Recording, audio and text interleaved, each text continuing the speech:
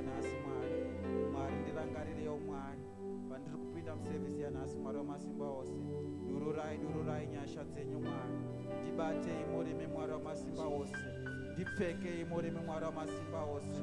Holy Spirit, Holy Spirit, Holy Spirit, Holy Spirit. Take over this service in the mighty name of Jesus. Mwari pari kuimba praise and worship. Mwari kuzodzwa pamunopa vaimbi. Ndinonamata nezita neropa raJesu. Panomira sekretari wanhasi, panomira MC wanhasi, panomira muranda wenyu achishumira muzuva ranhasi. Mwari tizadzei Mwari wamasimba ose. Sevhisi inongaizare nemweya nezita neropa raJesu. Mwari kunyange patinobuda kubva panzvimbo ino muzuva ranhasi nekuda kwokuti takatenda sevhisi yanhasi, nekuda kwokuti tapinda musevhisi yanhasi, tizadzei Mwari wamasimba ose. Ndipfekei no Mwari. Ndipfekei musecond half of the year nezita neropa raJesu. In the mighty name of Jesus. Muzita neropa raJesu. In Jesus' name. Amen. Zakusira kuwa praise and worship. Muzita raJesu. Hallelujah. Ngatimosvika patinomhoresana, ngatimosvika patinomhoresana. Mhoresa vaviri, vatatu or more. Jesus. Mhoresana, ngatimomhoresa. Zvinotendedzwa kana kumbomhoresa wasati wakambomhoresa. Jesus.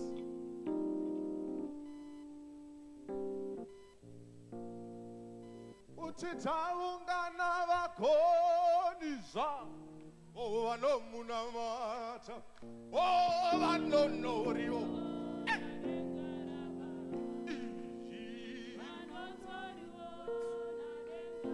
Vasikana vakonizva.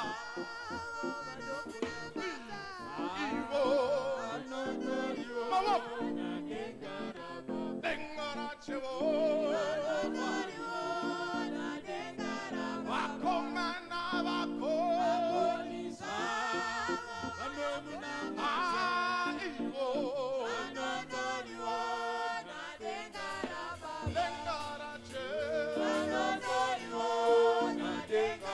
Vanamai vakonizva. Vanonoriwo.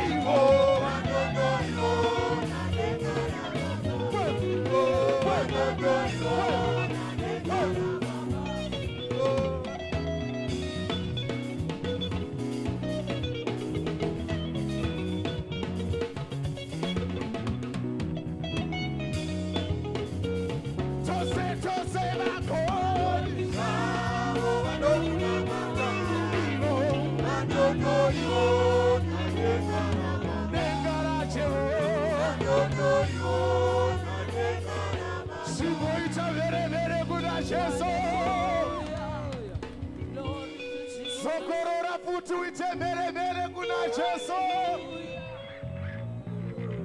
Akakabuda ubisa maphathi.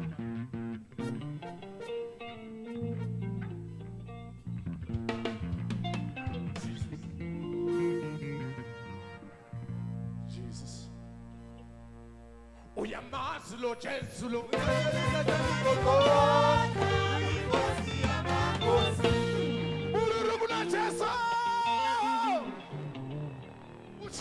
Uyamazi lo Jesu lo. Uyinkosi yabantu. Nkosi yabantu. Nkosi yabantu. Nkosi yabantu. Nkosi yabantu. Nkosi yabantu. Nkosi yabantu. Nkosi yabantu. Nkosi yabantu. Nkosi yabantu. Nkosi yabantu. Nkosi yabantu. Nkosi yabantu. Nkosi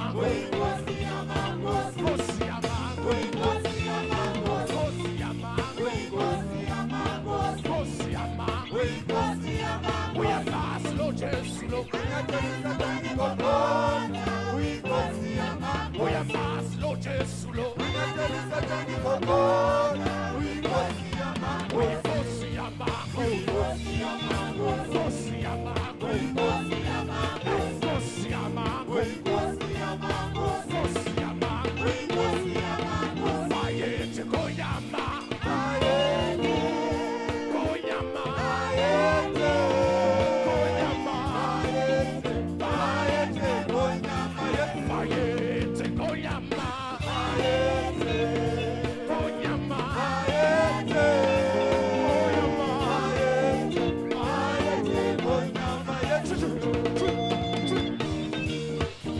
Sobe, sobe.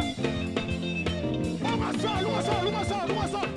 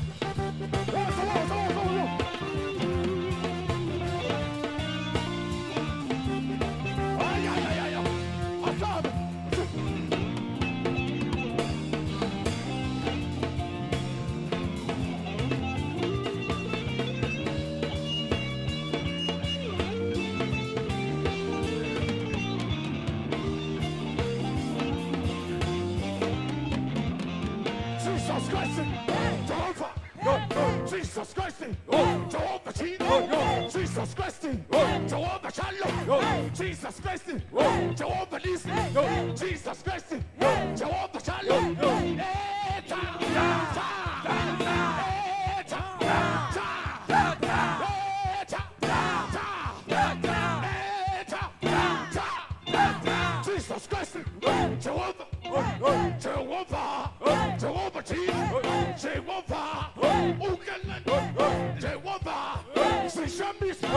Jehovah, better just Jehovah, Yamatata, Jehovah, Ukundis, Jehovah, Musimus,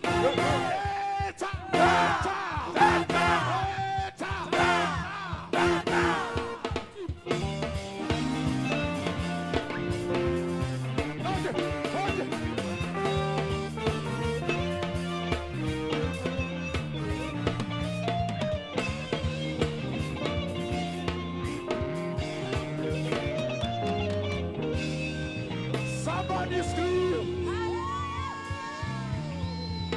Woo! It's awesome. It's awesome. Uza roar basad ne high five. Muzota nasi. Sikomthi nasi. Unobuda phakawo. Unobuda. Anathomudza chikothi nasi. Nasi. Unobuda phakawo. Yes. Yes.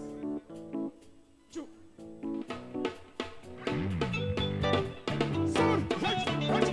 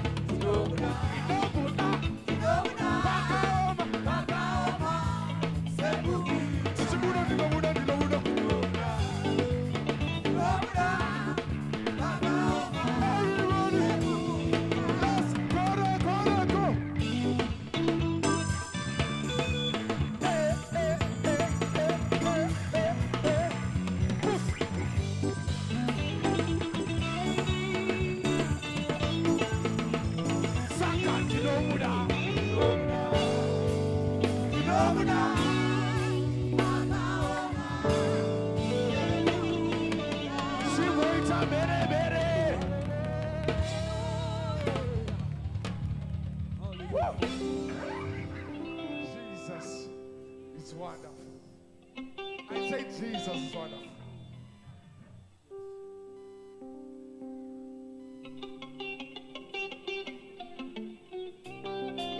Unyakasi, unyakasi, unyakasi, unyakasi. Let me see, let me see.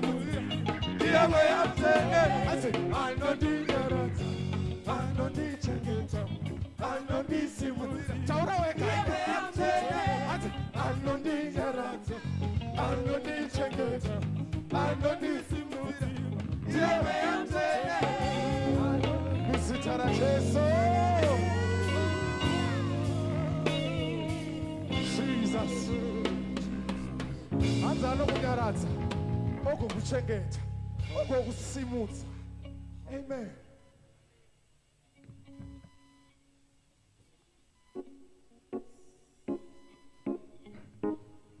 We'll have some reggae music. Can you see people? We'll have reggae music. Let's go.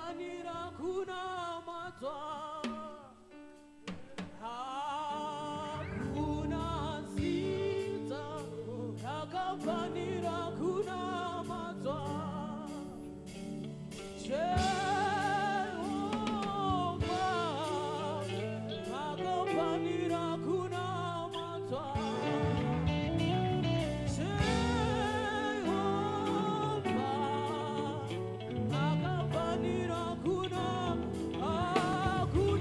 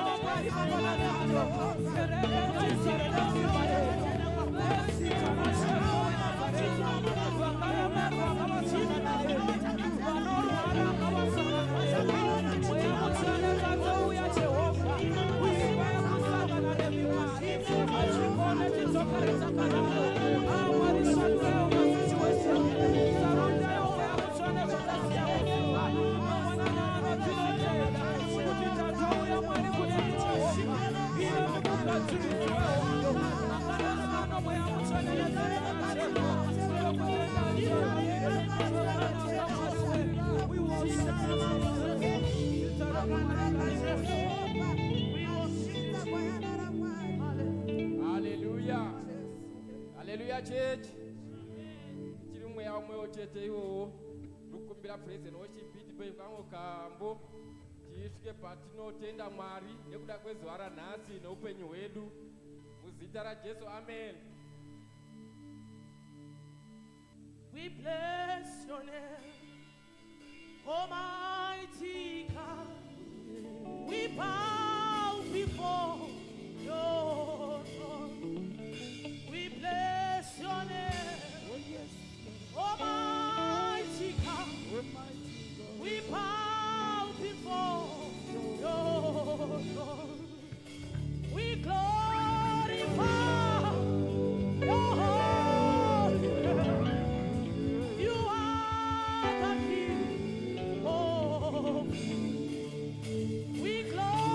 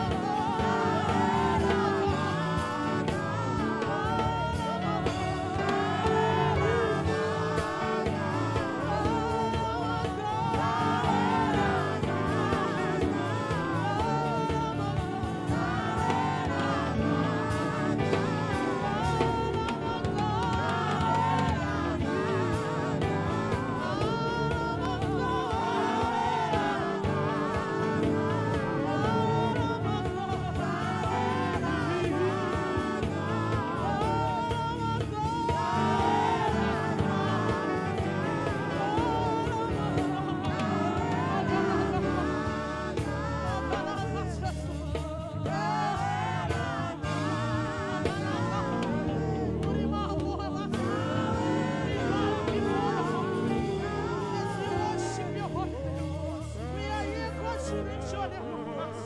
For there is no one like you, Jesus. Diana kaita sebima. Ibi muri mambo maxima. Murishe pamsora pe maxishe. Munochonga pamsora pe manochonga. Ah, mariwe. Muroni shami sama. Marikuita kayukulosha.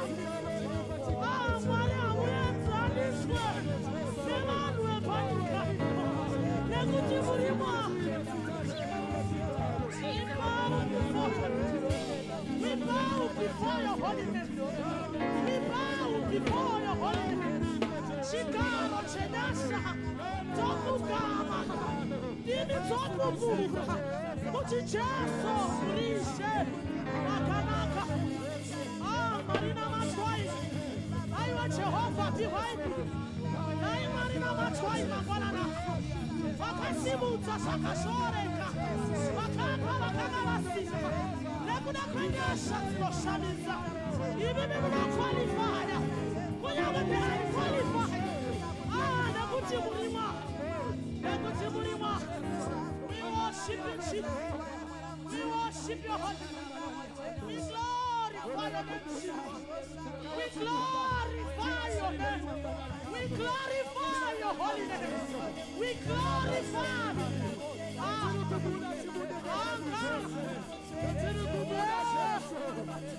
We worship you. Are worthy. Yes, we worship. Glory be to Jesus. Hallelujah. Hallelujah, church. Hallelujah, church. Ngatitende praise and worship ichigara pasi. Praise and worship yedu inoimba zvakanaka. Pano atinidiana take sure atinidiana mahendere tinavo pano. Marvitsi waomega kuti praise and worship yedu inoimba. Tinotenda praise and worship nekuimba kwakanaka. Tichakamira kudaro. Ngatifarire mambo Jesu aita tive pano mzwara nasi muzita Jesu. Amen.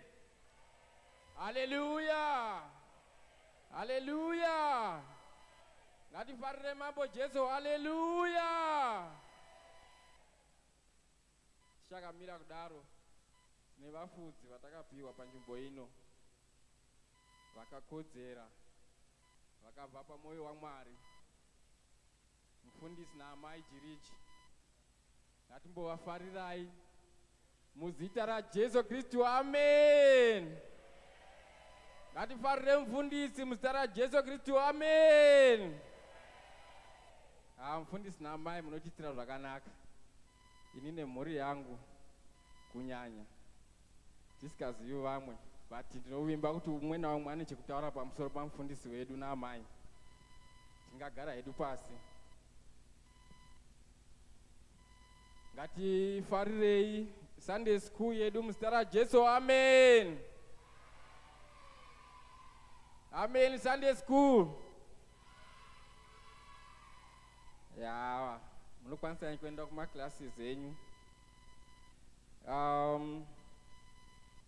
Ngatifarirei vana baba. Vana baba muriko ere? Muzita raJesu. Amen. Ngatifarirei vana amai. Muriko ere vana amai uko? Hallelujah. Tozofarira ma youth nema teenagers muriko ere? Amuna ma teenagers nema youth ere muno?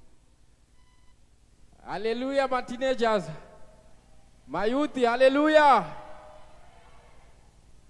Tinokufarirai. Wangwana nano. Nema item atinawo.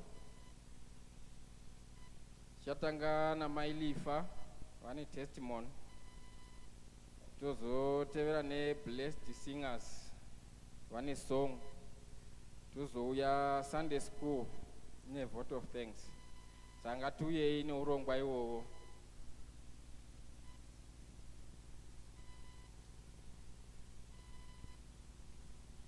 Amen. Amen, church. Vamwe vanogona kutofunga kuti pamwe mahendera yauya haisati. Kana yauya inonga ichingonzi maibhudhala, mahendera. Amen. Haiwa ndauya netestimony yandaida kusheya makore ose awo asi nhasi ndaona zvakakodzera kuti ndimboitaura ndichitenda Mwari. Because kune vamwe vane maanniversary emawedding, vamwe emota, vamwe edzimba. Ini nhasi ndine anniversary yekudzoka kwababa vangu. Amen. Pane patakambosiyiwa nababa kwemakore anodarika 10. Ndichiri mudiki, ndonga ndane 2 years. Vanonditevera vasati vaenda, ndandiri grade 2. Vanonditevera vasati vambotokura. Saka tiri vadiki kudero pane painamata mai vangu every day, because taingorara mu 1 room imba yeuswa. Mai vangu vainamata every day 1 hour vachichema. Saka pane pandakasvika pakuti nai Mwari amuhwiriwo mai vangu urombo vachema kwemakore akawanda. Saka pataenda kuchikoro ndakazviudza kuti inini ndichaenda kuScripture Union ndichibetsera mai vangu kunamata, because kuchema kwavo kwanyanya zuva nezuva vachichema kuna Mwari kuti ndakatadzei, ndakurarama ndiri single mother asi murume handina kurambiwa naye asakangoenda. Saka ndapedza chikoro makore afamba, mai vangu vakaita bold decision vakauya kuno kuSouth Africa kuzotevera baba. Vatevera baba vangu pane vakavatsiura because vanoziva kuti mai vangu pahasha vakanyanya. Vakati kuSouth Africa vakadzi variko vanoshandisa futi, saka iwe ziva zvawafambira. Pavakasvika muno vakangofambira murume wavo vakabvuma akauya kumusha. Sezvinei baba vedu vava kumusha tinavo. Saka ndakangotenda Mwari kuti chero uri mutineja Mwari unogona ngokuwira tsitsi. Tichikura kudero ndaiva nemasiblings angu, matwins ekumba kwedu anga achikambaira pavakasiyiwa nababa. Saka paipfuura munhu wemurume payadhi pedu nepanzira vaingoti makadii baba. Saka zvaindisiririsa sasisi kuti nai Mwari chinhu chinouyi baba chakakosha kudai. Saka ini chero ndiri kuchikoro hapana zvinhu zvanyanya kushamisira masecho chichi. Ndaingohwa kuti Mwari one day ndimbotiwo baba.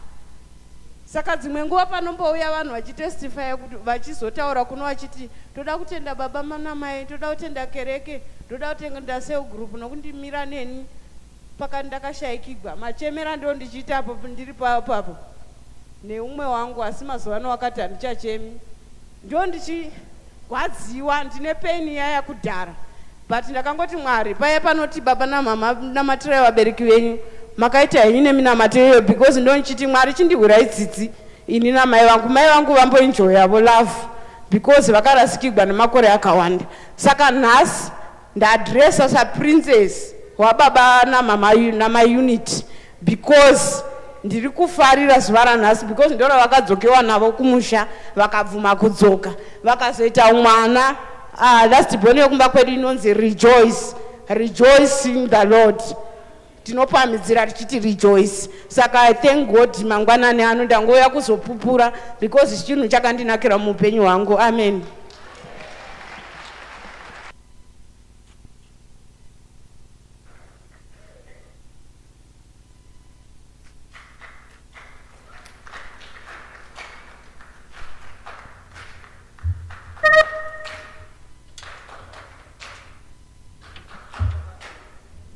Hallelujah. Ticharumbidza Mwari nokumuimbira.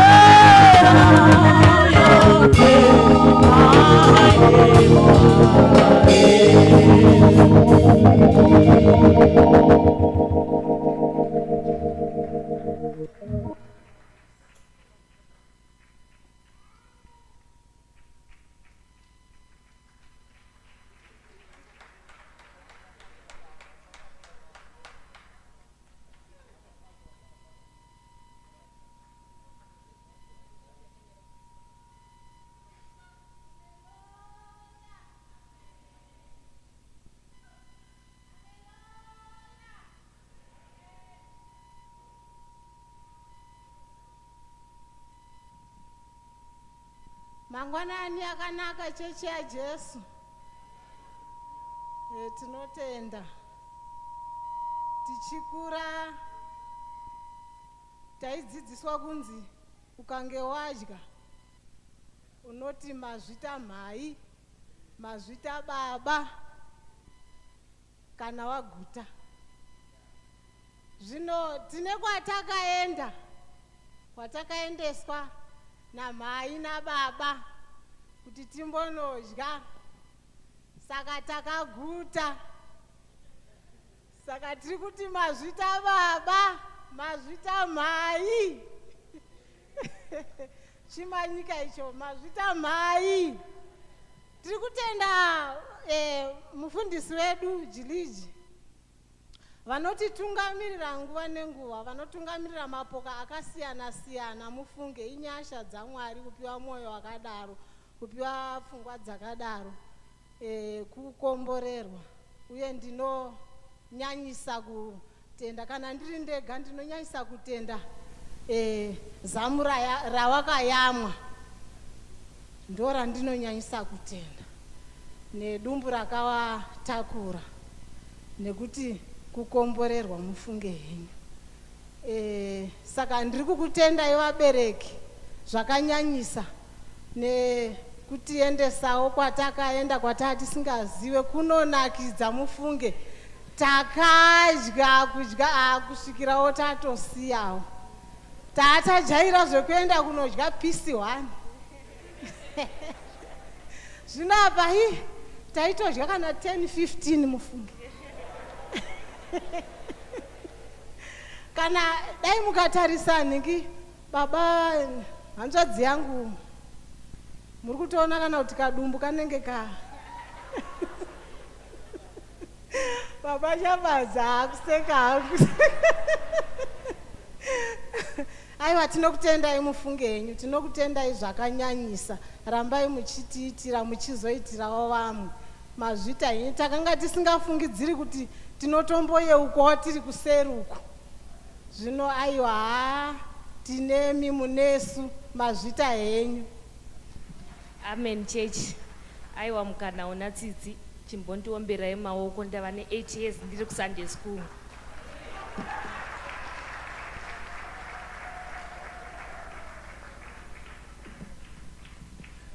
Tinotenda nevaita ma-items vese muimba yaMwari. Do we have visitors in the house?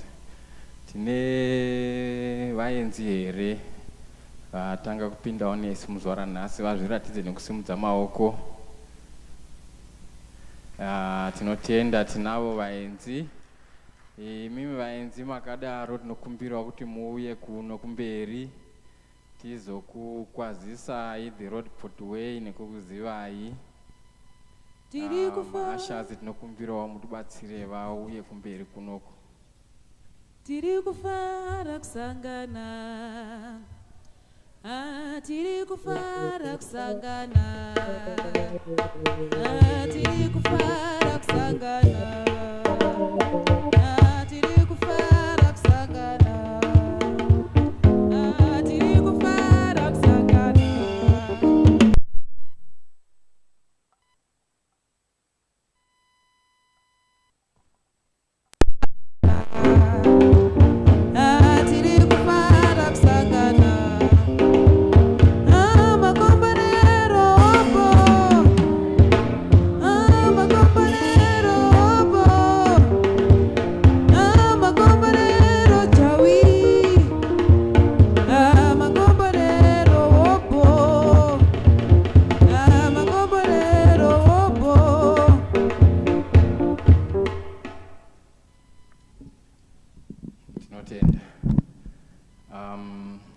Do we all understand Shona? All of us, we understand Shona. Tinokudza Mwari nekuti chirungu chacho chaida kuzotonetsa kubuda kwacho. Ini ndakamira pamberi penyu pano, tinoitwa vaMulambo, tinogara kuKakiso, kumba kwamai Mulambo nababa Mulambo. Tinopindira pano pasi pamufundisi Jiriji naamai.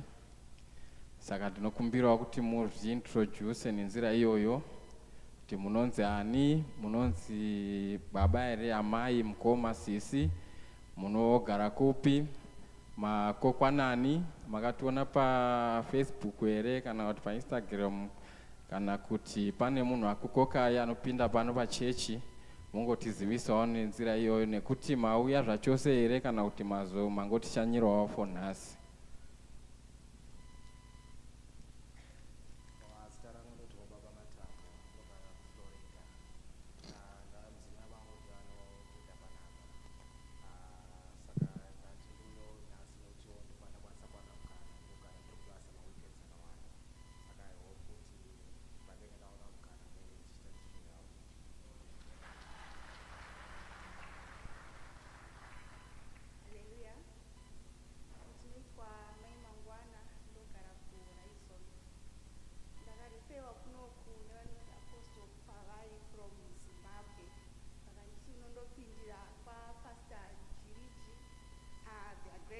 So I'm happy to be here.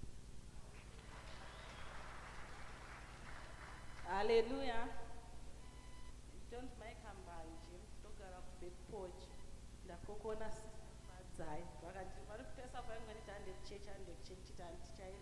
Nasina zombowana mukanga tandi.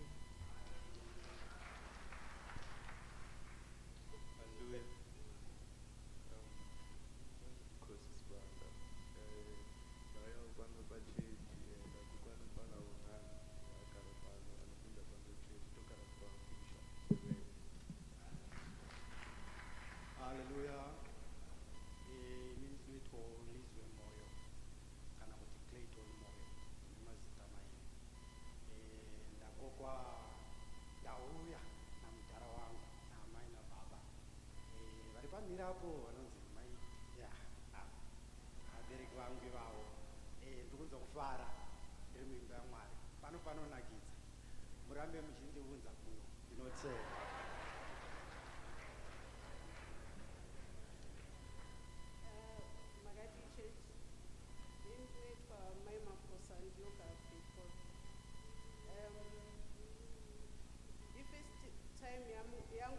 Not just kuve pan but kuve ku AFM. So I thank God to be here. Inini nemhuri yangu we still looking for a place to fellowship. So ndikuona kunge ndichauya pano.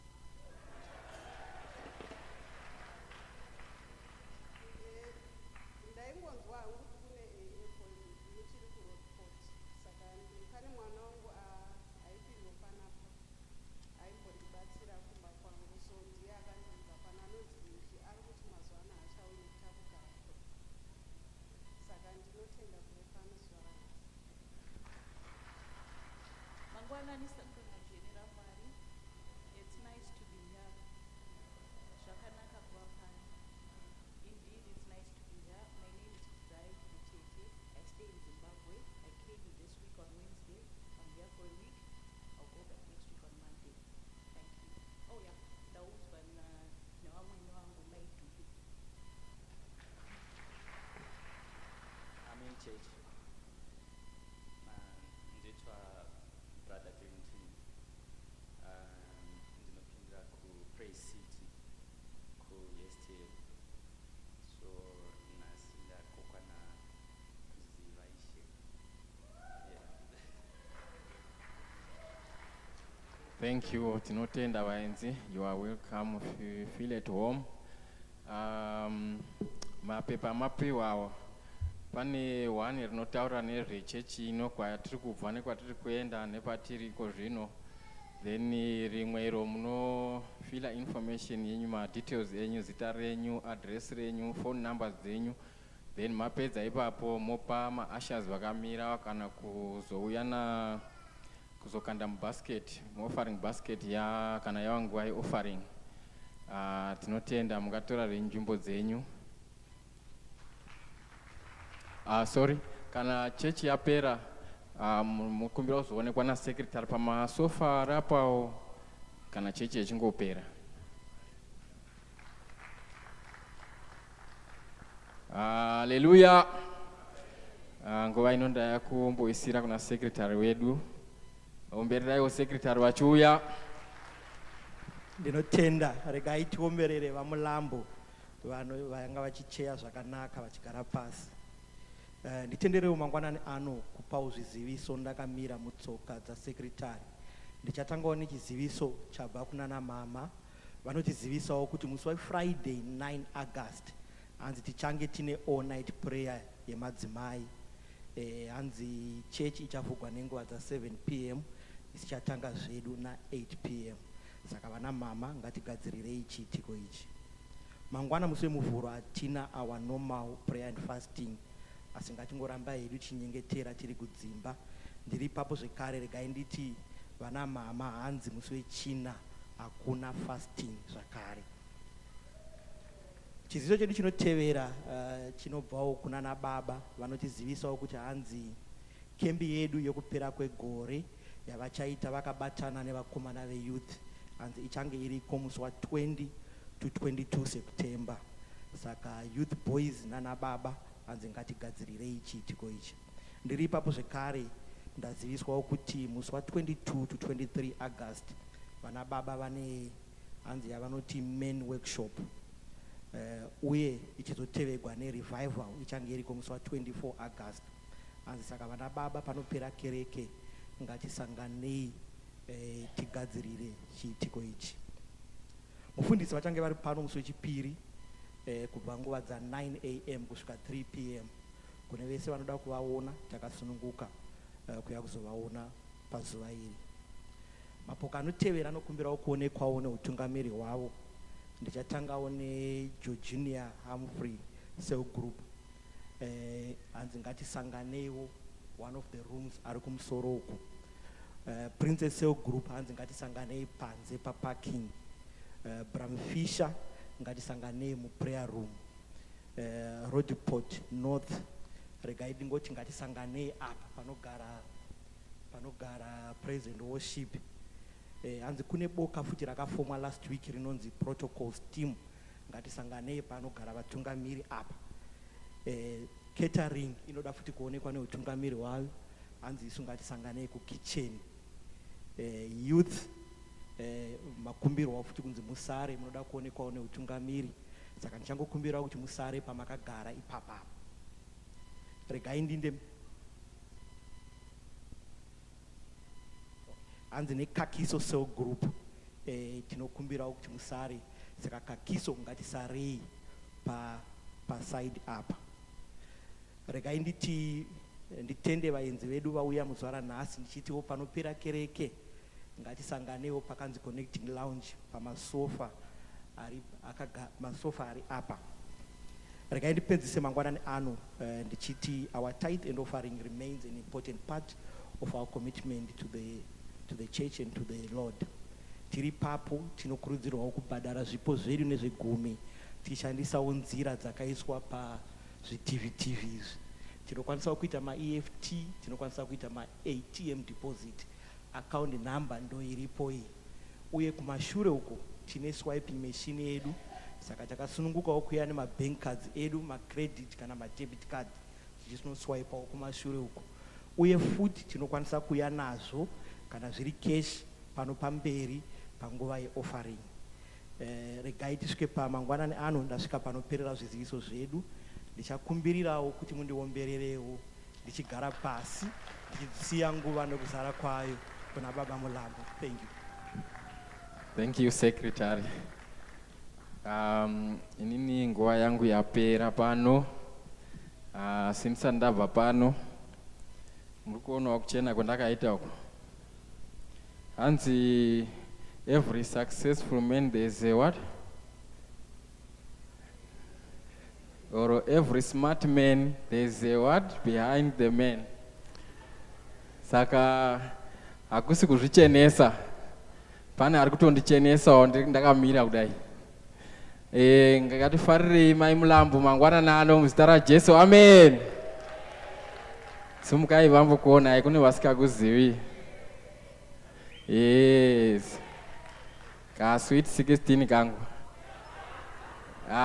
Tine vana vedu vatatu vatakaropafadzwa navo. Destiny naDiana naDalien. Tivafarire muzita raJesu Kristu. Amen. Notenda. Tisikapedze nguva takasimuka tese tisiyire nguwa kuna mufundisi. Ngatiombererei mufundisi wachiuya.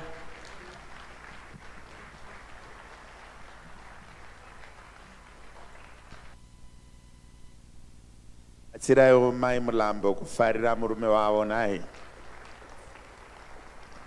Amen and amen. Tinotenda Mwari zvakare zuva ranhasi vatipa mukana wekuya kuzonamata. Titende vanga vachicheya baba namai mulambo pamwe chete nababa Mutwasekwa vatitungamirira kuintercession nevese vane zvavanoita kuti chechi irambe ichipfuurira pamberi. Ukaona vanhu vakawanda kudai vakamira, it means there's a lot of effort behind scenes and a lot of sacrifices that are being done. If you are not doing, you are riding on those that are doing. Amen and amen. Rimwe zuva ndakamborwadziwa ndapa imwe hama lift. Tasvika kuZimbabwe zvikanzi, ndauya mahara shamwari.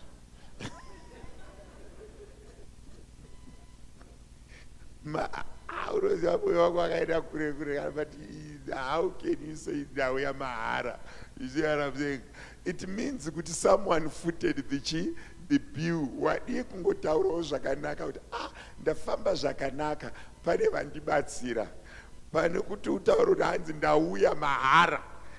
You see what I'm saying? That statement, I felt it to be a little bit insulting. You see what I'm saying? Saka mukaona vanhu vakaungana kudai zvichirira coordination zvese zviripo, pane varume nevakadzi vakomana nevasikana who are working tirelessly and making sacrifices kuti zvidaro. Anditi saka ndingoti tingoomberera maoko vakadaro tikwanise kuramba tichisangana, tikwanise kuramba tichipfuurira pamberi nebasa. Vamwe vacho vanotoita real life sacrifices kuti zvinhu zvidini zvifambe. Mwari vakukomborerei, vakuitirei zvakanaka. Usazombofa wakasvika kumba kwevanhu wopiwa sadza kana chekudya wofunga kuti vadya mahara. Someone is behind that meal.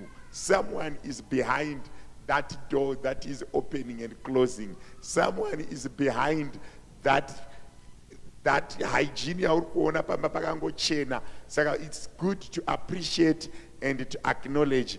Tigamuchire zvakare mai mufundisi muzita raJesu tichigara pasi. Mwari vachitiitira zvakanaka. Pane vamwe vasina anovakwazisa, pane vamwe vasina vanova acknowledge. But ndakangodzidza kuti pakaita a group of 10 pane one anenge achiita more than others. Pakaita group of 5 pane one anenge achiita more than others. Amen and amen. Makaona here kuti the economy yatinogara inowanzoshandwa nemunhu 1 or 2 or 3 pamba pese. Economy yatakakurira kana kuti the other economies munoshanda mese. Ndakandorangarira rimwe zuva ndichirohwa nababa vangu ndavabvunza, taitiswa chimwe chikosi chileseni cheagriculture chainzi kurima nekupfuya tiri magrade 5 zvichinzi labor. Zvonzi pakanzi panoita mainputs poita labor poita chii. Saka ndazodzokera kumba ndikati but baba ndiri kutoshanda kandini labor yanga ichitaurwa apa. Saka muri kundichengeta here kana ndiri kuzvichengeta. That statement iyoyo yakandirovesa. But do you know kuti kuma families where there is child labor vana vano participate in their own raising. Munorima motengesa, zvamarima muchitengesa, zvobva zvanotenga uniform, zvobva zvanotenga mabhuku, zvobva zvabhadhara fees, kureva kuti you are participating in your own raising. But vana vatiri kurera kuno teenagers ari ukwaya, they are not participating in their own raising, they are being raised. Sapane msiyano wekupa ava vatiri kurera kunoku anongomuka otobvunza kuti chingwa chiri pai, haadi kana kutombonochitenga. Isu waimuka unotemha chibage chacho, unotsvaga mbambaira dzacho wodzibika. Saka Teenagers and the youth of today, or vari environment mune chekutenda Mwari nacho, because you are being raised. Some of us, we participated in our own raising. Uchibva kuchikoro waenda kumombe, waenda kudhibha, so we participated in our own raising. But kuzozvitaura kwaive nemaconsequences. Do you know kuti I even check now kuti isusu wainzi pane vanhu vakuru hautauri. Ukanyarara wabvunzwa wairohwa wonzi hausi kundipindura. Ukapindura wairohwa wobva wanzi wandipindura. Saka kana nguva yekurohwa yakwana waingorohwa papasina anything to avoid it, because kunyarara kwairovesa kupindura kwairovesa. Ndingobatsira ma-teenagers kuti va-appreciate ne-Sunday school, that they may appreciate their parents and their guardians more, because they are doing more for them rather than other people who are not privileged, who are participating in their own raising. Mwari vachitibatsira. Zviziviso zvese zvapiwa. Kune wani chandoda kupa nezuro manheru. Tina baba namai makaamadze vanobva kuBramfisher nezuro manheru hazvina kutifambira zvakanaka. The 11-month-old baby akanova nashe nezuro manheru. Saka the board iri kuno akashayikira kuno. Tichazokuudzai zvinoteera nekusekretari vachaisa chiziviso chekuti tichafamba sei, tinenge tichiita sei, but nekuda kwekuti mwana mudiki hatina patichanoungana tese ka1, saka munenge muchizodirectwa neutungamiriri from the secretary's desk kuti tiri kufamba sei. Asi ma-leaders nevese vanokwanisa musi watichaita burial, let's go and support them. Tinogona kushaya patinoungana tese, asi musi vatichachengeta mwana ndinotarisira vese vanokwanisa kuti vange muripo tivepo tinovabatsirana navo kuchengeta mwana. Uyezve tichazviita midweek, hatisi kumirira weekend, nekuti mwana mudiki plus also the pain of knowing kuti the child is lying in state musina kupedza basa racho is a bit traumatizing to the parents. So it's better kuti vave nedisclosure, tizive kuti tapedza tamuchengeta mwana, tozovabatsira process of healing and recovery. Asi mwana tadi tachengeta, so we are not waiting for weekend. We intend to do it on Tuesday or Wednesday. Saka utungamiriri nevese vanokwanisa patinonochengeta mwana, if you are available, we'll tell you in time. Let's go and be able to participate. Tingova navo, but hatina patiri kuzoungana tese sechechi. Saka nechikonzero chaizvozvo pandinopedza kuparidza Bramfisher cell group, vese vari kuBramfisher cell group handei kuprayer room, tinosangana ikoko, tinodrive ma-activities edu ema-church tichishandisa ma-cell group. So Bramfisher cell group, vese vanobva kuBramfisher cell group handei kuprayer room, tinoona kuti urongwa hwacho kana kuti tingafamba sei. Asi vanovaziva personally kana uine ukama navo, handisi kuti mirira direction from the church or from the secretariat. Iwe unogona kungoenda straight, tonovabata maoko todarika. Kurudziro yedu ndeiyi, patiri kuenda tichinovanyaradzaa, rega kutaura mazwi ausiri assured navo. Kune vanhu vasina wisdom vanoti Mwari vakurambai, Mwari vakusemai, zvaramba mudikani. Ndiani akati zvaramba? Kana usina mazwi ekutaura, ingonosvika kuti mudikani, Mwari vakuitirei zvakanaka, vakunyaradzei. Mazwi mazhinji anoshandiswa nevashona pakubata maoko anorwadza mamwe azvo. Akajairika, but mazhinji acho haiti. I went and participated in one of the funerals that I was invited, not from here. Tichinoviga zvakare mwana, ndakadzwa mumwe mukadzi achitaura achiti kana zvadai mungwarire anoteera futi anogona kana usina chekutaura, vhara muromo wako. You see what I'm saying? Even pamunosenda message, if you don't have enough statements or sound statements to say, just go and say I'm sorry. It's enough. You see what I'm saying? Because mazwi anotaurwa panguva yekurwadziwa nenguva yekuremerwa, mamwe acho tinogara navo for years and years and years ari mumemory yedu. I remember one of my close relatives said when I didn't make it 15 points at A level, she can say, kana dzatoramba 15 zvatodhakwa tatongofanana.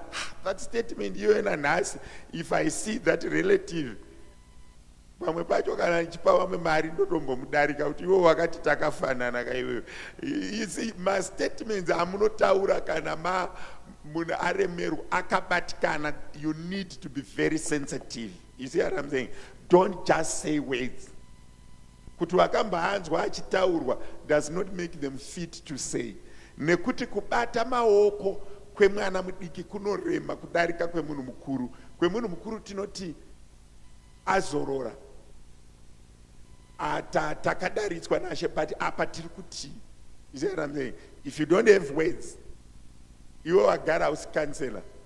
You just say I'm sorry, then totodarika. You see what I'm saying? Chisiya vanoita basa iroro variite zvichitiitira zvakadini zvakanaka. Nema messages, they need to be censored. You see what I'm saying? Panguva yakadai, it's very sensitive to the parents. It's very, very sensitive. You see what I'm saying? It's a delicate time. Mazwi akafanira kuti hamuna kumuendesa kuchipatara kani, asi makanonoka kuenda naye. Those are the words that people say. You see what I'm saying? But kana nguva yaMwari yakwana, yadi yakwana. We need to be very sensitive nemazwi atinotaura. Kana usina chekutaura, ingoti I'm sorry, wogumira ipapo Mwari vachitiitira zvakanaka. And also sometimes kunosvika wotanga kuva interrogator. Chii chakaitika? Zvii zvakafamba sei? You are reliving them the memories. You see what I'm saying? You are taking them to the scene of how it happened. So we rather just say I'm sorry, end there. And Mwari vachitiitira zvakadini zvakanaka. Saka vekubramfisha tosara utungamiriri vanokwanisa tinenge tichidirectwa nasekretary tichienda, uye ndinokumbirisa nemutsa waMwari, kana maenda ikoko regai kunomirira tii.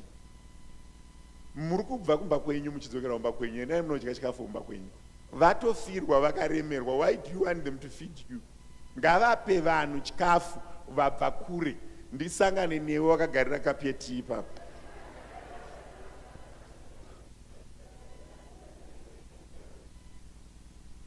Anditi wangobva muBramfisha umu, wangobva paHildegren, enda unomwa tii mumba kwako. You see what I'm saying? Tine makosti atoda kutoita kana tatisangana nedambudziko, tagara munoziva kuti paunoshaikirwa nemwana, there's a lot, pamunongoshaikirwa there's a lot of expenses. You see what I'm saying? Ena unodya chikafu mumba kwako. Ivo kana vari kubikira hama dzabva kuBloemfontein, vari kubikira hama dzabva kuPretoria, vari kubikira hama dzabva kuZimbabwe, vari kubikira hama dzabva kune imwe nzvimbo. Iwe wawawa ipapo kapiyeti wopiwa, wobva utora nechingwa chacho, iwe wauya ne5 yechema. Pamwe pacho panongoda kuva sensitive pane zviri kuitika. You see what I'm saying?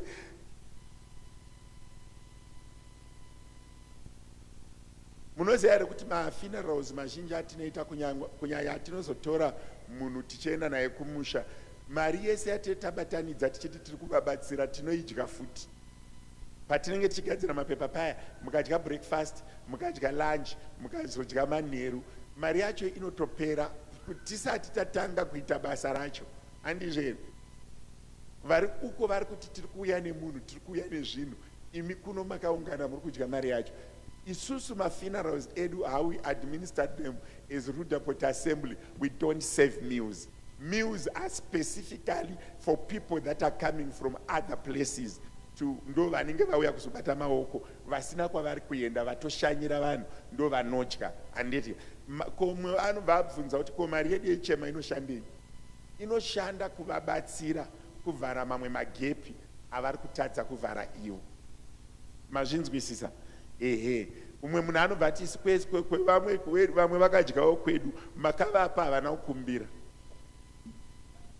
manzwa makavapa vasina kukumbirai. It's just easier to do that, and atini munhu anosvika pa unoita 4 hours unongosvika uchibata maoko uchidzokera. Let's give them privacy. Panokwana 9, 10, everyone must be gone from them. They need to rest. You see what I'm saying? And come to terms with where we are passing through. Mwari verugare vachitiitira zvakadini zvakanaka. Ndatsanangura because we hardly have funerals. Saka vamwe venyu munogona kunge madi makanganwa. Mwari vachitiitira zvakanaka. Kune mumwe munhu wekuti kurasikirwa nemwana, it's not an easy thing. Vanokwanisa kuvabatsira ngatibatsirei. Bram Fisher ndiri kutarisira kuti munobvisa chema muchimira navo kusvika tapedza navo. Mwari vachitiitira zvakanaka. Muzita raJesu, amen. Muzita raJesu, amen. Ndinotenda Mwari mangwanani ano kuti weneni tauya kuzonzwa shoko raMwari. Ndiruda kutaura nyaya yechinhu chinonzi victory kana kuti chinhu chinonzi kukunda. Mwari verugare vachitiitira zvakanaka. Regai ndibatsire vasikana vaverenge shoko raMwari kubva kuna vakorinde vekutanga 15:57 na Matthew chapter number 11 verse 12 na Deuteronomy chapter number 20 verse 4. Ndinokudzokorerai kana makangano. Vari kumedia.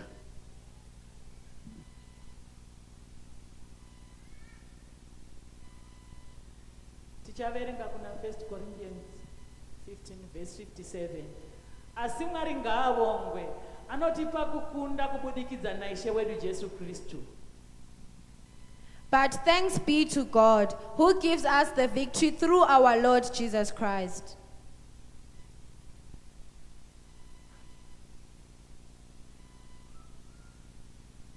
Kubva pamazuva aJohani Mubhabhatidzi kusvikira zvino, umambo hwokudenga hwanga huchipfuurira pamberi nechisimba, uye varume vechisimba vanohutora.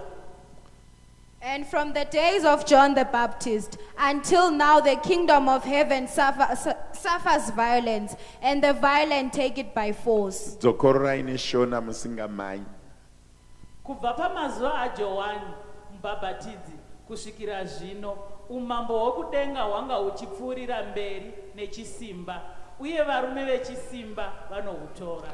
Ndoda kuti ubate panonzi hwanga huchipfuurira mberi nechisimba.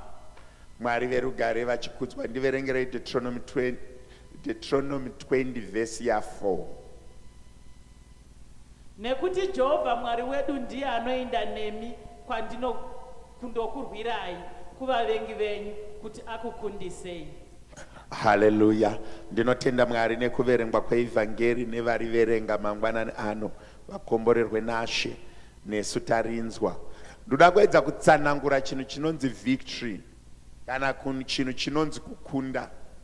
Life yeupenyu hwatinorarama panyika hunodependa nekuti how many victories have you achieved.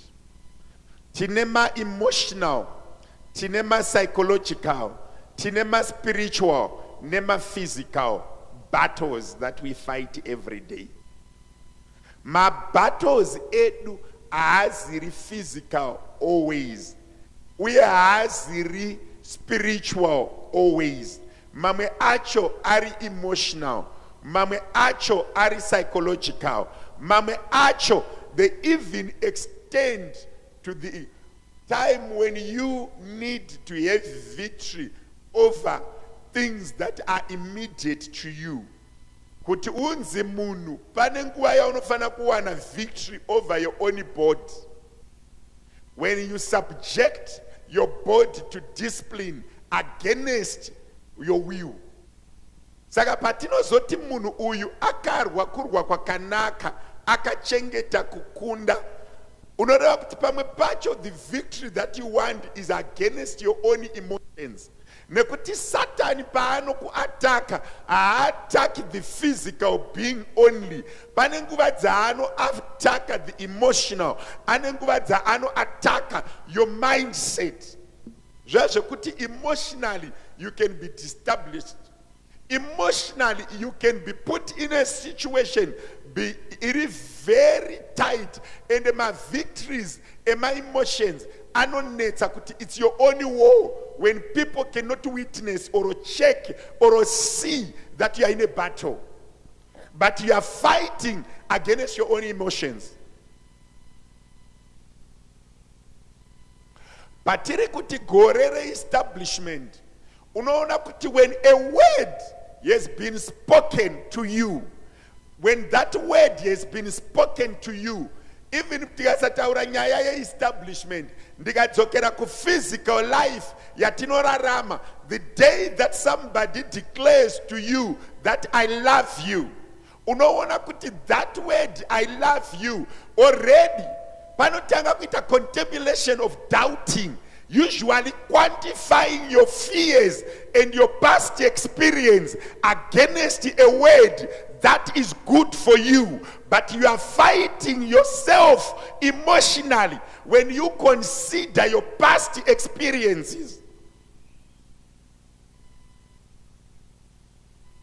Saka vamwe vanhu vamunoti vakanyarara kana kuti akagara kana kuti akarara, vamwe vacho vatori battlefield, paari kurwa nema emotions, paari kurwa nepfungwa, paari kurwa nema fears, paari kurwa nema background ese ari kuplaya into that person. Saka pari kungotaurwa izwi rechiprofita kuupenyu hwako, pari kutaurwa izwi rekuenda kumberi kwako, pari kuprofitwa upenyu hwako, pauri kusangana neofisi yauri kupiwa, pane mafights anotanga kuvepo from every word that is decreed upon your life. It triggers mafights.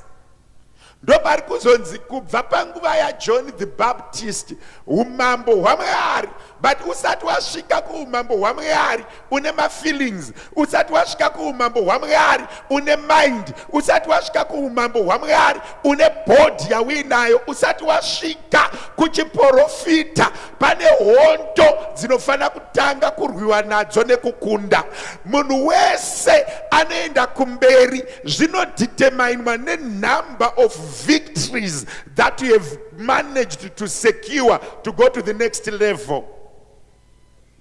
Unonzwa kuti Moses ukaverenga Exodus chapter number 3, Moses anosangana naMwari, wobva vamuona mugwenzi richipfuta, obva atoziva kuti ndiri kutaura naI am, obva avimpiswa naMwari kuti kwauri kuenda kwaIjipita uku ndicharova Faro nemaplagues and Faro achakuregedza. Kwete kudaro yakunopera kubva pa 2021-22 unozonzwa zvichinzi ndichaisa favor pamusoro pako, vakadzi vachapinda muguta vachipiwa goridhe vachibuda naro. Obva ataurirwa zvakare kuti iwewe Moses pauri kubuda apa Faro ndichadhila naye, but pa chapter 4 apedza kuudzwa chiprofita nekutsanangurirwa kuti zvinofamba sei, atoona Mwari, he started doubting. My emotions adzoka, background yekukura kumba kwa Faro nemabhiza aFaro nemashandiro aFaro aakaona in the first 40 years dzeupenyu hwake, plays back. He started doubting, akati ndinokakama, ina handigoni kutaura, dai mawana mumwe wekutuma. Atombopiwa masaini, ruoko rwake rukaita leprosy rukapora, tsvimbo ikaita nyoka ikachinja, but zvese izvozvo patime yekuti achisimuka kubuda kuvamedia kuenda kunofulfilla the word that is prophesied, ndopaano-remember kuti anokakama. But paakaona gwenzi richipfuta haana kuziva kuti anokakama. Kureva kuti chiprofita chikataurwa muupenyu hwako, kana uchichinzwa it's sweet to listen. Paunoprofitwa, paunoudzwa izwi muupenyu hwako, unorinzwa richinakidza. You find reality in it, you find comfort in it, you find everything in it. The challenge starts the moment you need to leave the prophecy. Ndosaka uchiona kuti chechi yakazara nevanhu vanodaidzira amen. Pandinoti unotenga mota gore rino unodaidzira amen. Pandinoti unobuda chete gore rino unodaidzira amen. Pandinoti unoropafadzwa unodaidzira amen. But wawega manje ndopa unotanga kuapply mind, wakuita inonzi the emotional fight. unofana kuwana victory over your thoughts, victory over your fears, victory over your surroundings, victory over your background. Have you managed to silence your background? Usati wa establish kwa kana kuwana victory, did you manage to overcome your background? Did you manage to overcome your fears? Chinotadzisa vanhu kugamuchira rudo inyaya kuti paunomuti I love you, anoconsider zvavakamutadzira ovati shashai. Every word that is said to you, it triggers some emotions. And those emotions, you need to get victory over them. Those fears, you need to get victory over them. If you don't get victory over your emotions and your mind and your background, you may hear the word, but you not go. Why? Fear takes over. Murume anonzi Moses akabatwa nekutya. And pese paunoona zvinhu, ukaudzwa chinhu, nguva ye-implementation, panouya doubt, and doubt magnifies things that are surrounding you that may work as a challenge to you. Mwari vambokuwamboona achichinja nyoka, tsvimbo yako kuita nyoka, anotadza sei kugadzira rurimi rwako. Vanhu vazhinji pandiri kuti I want to speak about victory. Victory is when you are able to psychologically manage yourself. Manage the psychology, manage the emotions, manage my upsets. Every project has its upsets. Hakuna project inonzi ikatangwa nhasi inopera zvakanaka. Project yese inoda anonzi remedies along the way. Ine hatinozoti mukagadzira kunesu takamboshanda construction before, mukagadzira program of work, munozoti mafamba kwemazuva munozoita inonzi revision number 1. Mukaita drawing, kune original drawing, kozoita revision 1, revision 2. Murikuti imimi chatakadrova tichiti window rinoenda apa, tapa ground takaona kuti pakaitwa ine oversight, window ngari move. Munozera kuti mukasarevisa madrawing munogona kuvaka building isina mawindo, design akakanganwa kuisa mawindo, pedza kuvaka yese kuti dhumbo sofunga kuti hatina kuisa ramp yewheelchair. Muri kunaenera ndosaka pachizoitwa marevision kureva kuti pauri kunzwa wedhi rechiprofita nepauri kunzwa chiprofita nepatiri kuparidza sevafundisi, unofanira kuti the word that the pastor preaches to you, for it to become a reality, pane nguva yaunofanira kuti wawega unoita overcome your fears, unoita overcome your emotions. Nekuti kana ndichiri taura ndiri panapa, president wechipi ichiimba, you become emotional and accept it as reality. But kana wavhara door patime yemeditation, wamurumu mako unonyatsoona kuti ayama one chaiwo ari kutaurwa, this thing is not for me, I will never. And unobva wawana ma-reasons anobatika anokuratidza kuti zvinhu hazviiti. Ndine vandiri kushumira here mangwananana kuti pane nguva dzekuti unotaurirwa chinhu wotofara, wotoita excitement, woona sezvaakuitika, but on a second thought, on a third thought, on a fourth thought, wonyatsoona kuti apa hapana kwandiri kuenda. And what normally happens, why do you get discouraged? Your fears comes up. You start to check your background. You start, your mind tells you it's not possible. That's why I'm showing the ability to do things, it has not been mastered by all. Many people, they get scared along the way.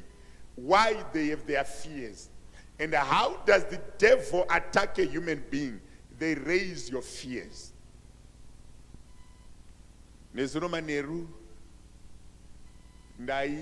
ndakapa a small speech in Shtaura about one of the functions and I got attend.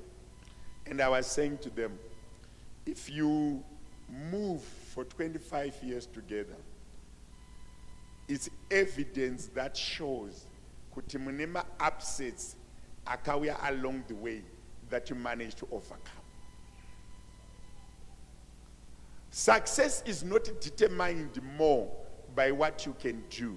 It's determined more by the ability to handle my upsets, my unplanned things, my unforeseen. And hakuna rwendo rwaunotanga muupenyu rune ma-details are complete.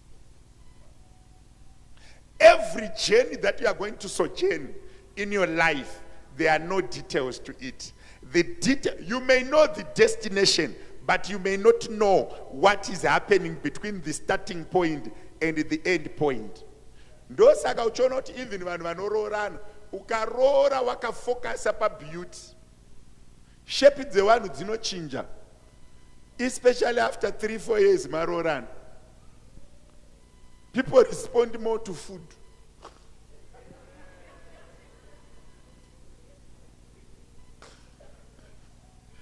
Wozoona kuti waiti inini ndakarora slender, wozoona kuti slender ka yamafia chaiyo pa weight.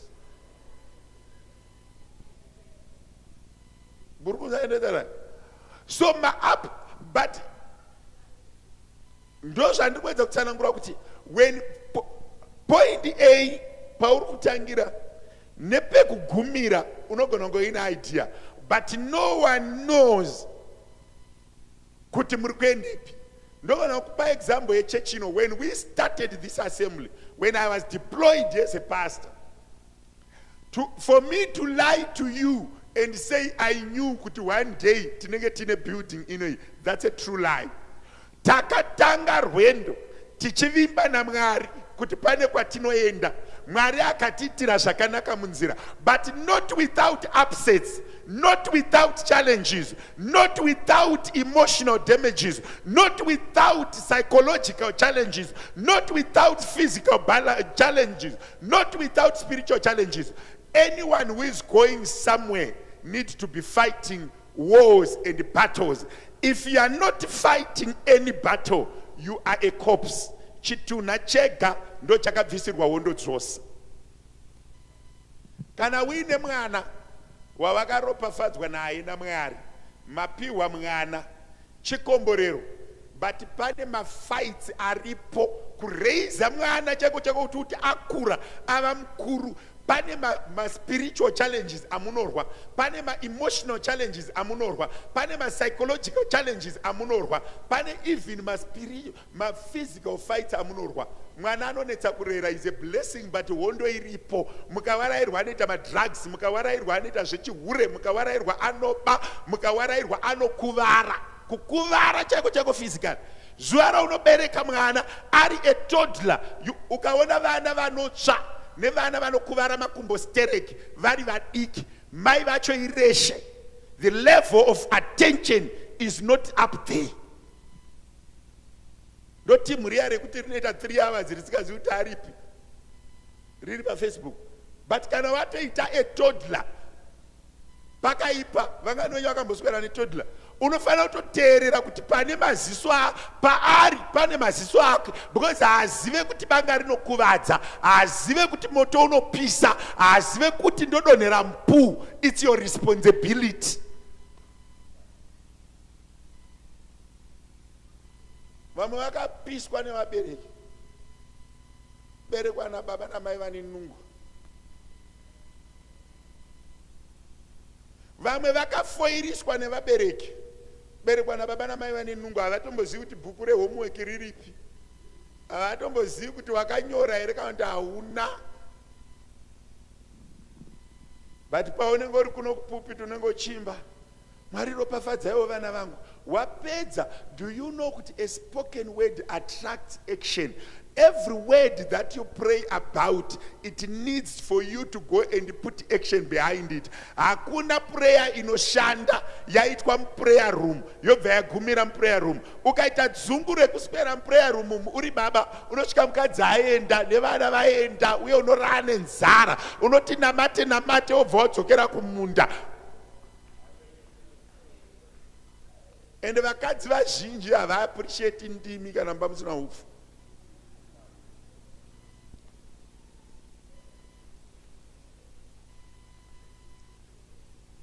So when the Bible says victory, what victory does victory mean? Patiri kutaura chiprofita, unoziva kuti basa risingabhadhari harina hondo dzakawanda. Munozviziva izvozvo? Chinhu chese chisingabhadhari hachina hondo dzakawanda. The more you are blessed, the more you are fighting. If you have less blessings, less wars. More blessings, more wars. Munhu wese akaropafadzwa ane hondo dzakawanda. Munhu wese asina kukomborerwa haana hondo. Do you know kuti kana usina kukomborerwa even makiya haasi necessary? Kana usina kukomborerwa, ukaona imba inokiyiwa inofanira kunge ine zvikomborero mukati. Kana imba isina zvikomborero haina kana need yeki. Saka kutokomborerwa nezvikomborero kunoreva kuti wakufanira kutorongeka kuziva kuti kii ndeye pakati, iyi kii ndeye pabhagila, iyi ndeye mukati. Dzimba dzakarongeka unokuti ubve kudhoo kusvika kubedroom unogona kuda mas 4-5 sets of keys. But dzimba dzisina kurongeka unogona kusada kana 1. Kana pasina chikomborero hapana chekurwira. Kana pasina hondo dziri kurwiwa hapana kuri kuendwa. Saka muKristu, be ready to fight wars and battles day in, day out. You are an army commander of the Lord. Uri murwi wa Jehovah. Unorwa na Satan. Haugoni kuva nerugare. Vanhu vazhinji unonzwa achiti mufundisi, zvangu zvanyanya ndiri kuedzwa. Hakuna munhu ari empty anorwiswa na Satan.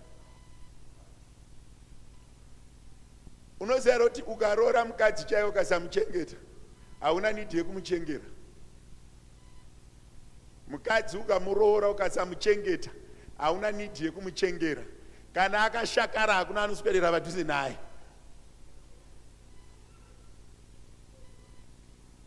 Ukaroora mukadzi chaiwo, kuroora mukadzi wako ubva wamusiya akashakara ari munomu achita kunge acherwa pasi, hapana kana nidhi yekumuchengera, because no one is going there. Even akavamba oga hakuna anoti makadii kana halo, akatoshakara kare. Nyika inoona kuti apa pane upenyu kana kuti hapana. Saka chinhu chese chakakomborerwa chinoda kuchengetedzwa. Chisina kukomborerwa hachina need yekuchengetedzwa. Pasina life hapana fight, pane life pane fight. Saka ukaona muupenyu uri muKristu uine a set of battles, you know kuti you are going somewhere. Unoziva kuti mapositions asingabhadhari. Unoziva ndinofarira mapresident enyika. Unoziva kuti mapresident enyika anotukwako mani. Vakanonyo vakambona matukirwa anoita mapresident enyika. Akadhiroiwa akadai akaiswa mhino apa akakatinwa. But munhu wese achiita president angatoziva kuti nguva yekutukwa yakwana ende inokuramba ndichidya. Whether ndatukwa kana handina, kurova handiregi. Ndosaka uchiona kuti vanhu vazhinji havana need yebodyguard. Wana pakuiswa bodyguard padhuze newe, ziva kuti pane chakuitika. Kana pasina hapana. Unoziva kuti even vanhu vanouraya vanhu vaya vanoita zvemabusiness, vanoita zvemishonga, vanobhurivha kuuraya vanhu, vanoita zvekuchekeresa, haaurai benzi. Muvangano mbona kuti mapenzi rinogara pachitoro pake chaipo paanoda kutochekeresera chaiko ane mapenzi ake matatu, asi haurai kana 1 kuirisa mushopi imo, because shopi yacho inopenga zvikataka kudzukaira. Aite izvozvo, anototsvaga munhu mupenyu ane upenyu ndo anoda kuuraya. Makamboona here kuti kwatakakurira kwainzi kunouraiwa vanhu pachigayo pada kuchekereswa munhu, but mapenzi anenge akagara ipapo haurai iroro. Anotonotsvaga munhu mupenyu paine riripo. Kureva kuti mupenyu ukaona munhu usingacharwiswi. Tine chechi iri kufunga kuti kana ndakunamata Mwari, ndasununguka pahondo, ndasununguka pama-upsets, ndasununguka pakurwiswa. But the more you know God, the more you need to win victories. The more you know Him, the more you need to understand that you need to be victorious. The more you need to know that I'm in a battle. Kunamata kwedu Mwari. Ende Satani haataki vana vevanhu vasina kwavari kuenda.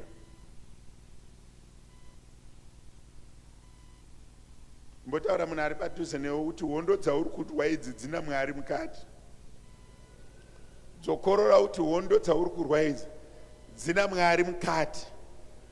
Hakuna munhu asinga unoziva kuti I always see kuti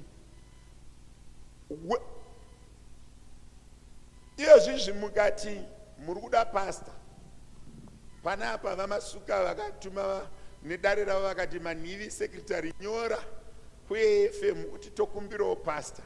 Zuva risati ranyora vanogona kunge vane 100 names to choose from.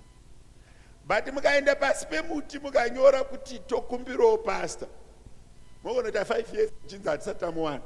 Kureva kuti nyika haiattract kune pasina upenyu. Chine upenyu chino attracta nyika, chino attracta Satan, chino attracta everything. So you need to know kuti you need to fight my battles. The greater the fight, the greater the victory. Munoziva kuti even mwana weminana nhumbi yacho haibata after 5 days. Mwana weminana aiwi. Mwana weminana vanonetsa kuuya kwawo. Unogara ugogara. Sei Mwari vakadii kuti pangoberekwa mwana. Bhaibheri shoko raMwari rinonzwa richitaura chiti mukadzi waManoa akanga asina mwana. Wozonzwa zvichinzi Elizabeth akanga asina mwana. Kuti munoziva kuti pamunorwa mafights. Do you know kuti when you fight my battles, you are going somewhere, and it means God still loves you. When you are not fighting any battle, it means there is nowhere you are going. You need to win my battles. But mu season yatiri kurarama iri kunetsa pakuti vanhu vari kufunga kuti kune hondo dzicharwiwa physically. Dzimwe dzacho haudzioni physically. It's my emotional fights, my emotional battles. Our faith is tested when we go through my emotions, when we go through my betrayals, when we go through my delays.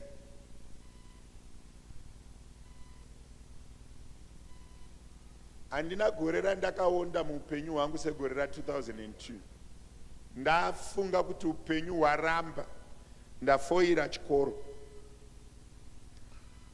Wanyatsoona kuti the area of competence yaparara and you are empty. Kune vamwe vanhu kuti pane dzimwe nguva dzaunofunga kuti things are not moving. Kushanda kwaMwari kunotesta munhu even pfungwa dzake. Imi munoti Mwari vaivepi hana achichema nekushoteswa. Mwari vaivepi Rachel achishota asina mwana. Mwari vaivepi. Kune mwe munhu wekuti upenyu hwako unofanira kuzvinzwisisa kuti pawakauya panyika hauna kuuya kuzoenjoya comfort. Pane hondo dzaunofanira kukunda. My relationships edu ese ari beneficial anorwiswa. My relationships atinawo ese ari beneficial anorwiswa. Asiri beneficial arwiswa. Satan haarwi nezvakafa. Hakuna rufu rezvakafa. Rufu nderwezvipenyu. Hakuna munhu akafa anorwara.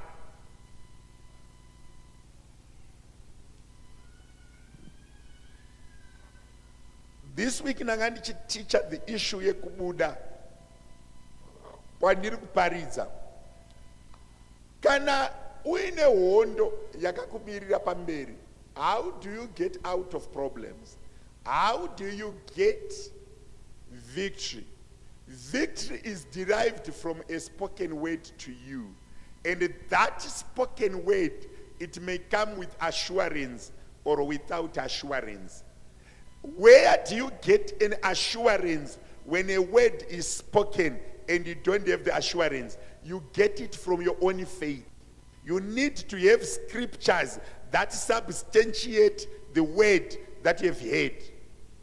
If you don't have scriptures to substantiate the word that is spoken to you, what normally happens is your experience and the circumstances will take away that word and it will go empty-handed. And hakuna munhu anoudzwa a word asina a bad experience. Vazhinji vedu takazara nema bad experience. Pari kusanganidzanwa Moses na Mwari. pachapter 3 yaExodus unonzwa Mwari vachitaura kuna Moses vanoti, udaverenga verse 8 and 9 and 7, you know, and the Lord said, I have surely seen the affliction of my people which are in Egypt, and I have heard their cry by reason of their taskmasters.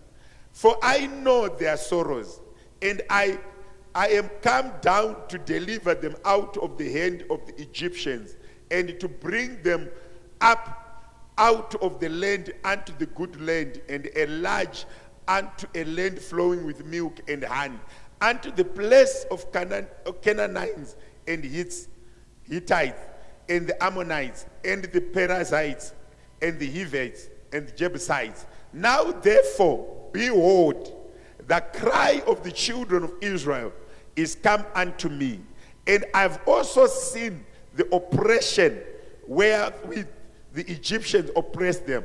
Verse 9 and 7, it's a repetition. Mwari vari kudzokorora same verse pa 7 nepa 9. Vozoenda ku 19. What? And I am sure the king of Egypt will not let you go, not by a mighty hand. Iwo Mwari ndo vambotaura kuti ndanzwa. Pa 19 vakunofesa reality kuti munhu akakutsikirira haagoni kukuregedza zvekumhanya. Ndiwo Mwari, the same God is saying ndanzwa, vozoti futi hausi kuenda nekuti Egypt icharamba. 20 of what?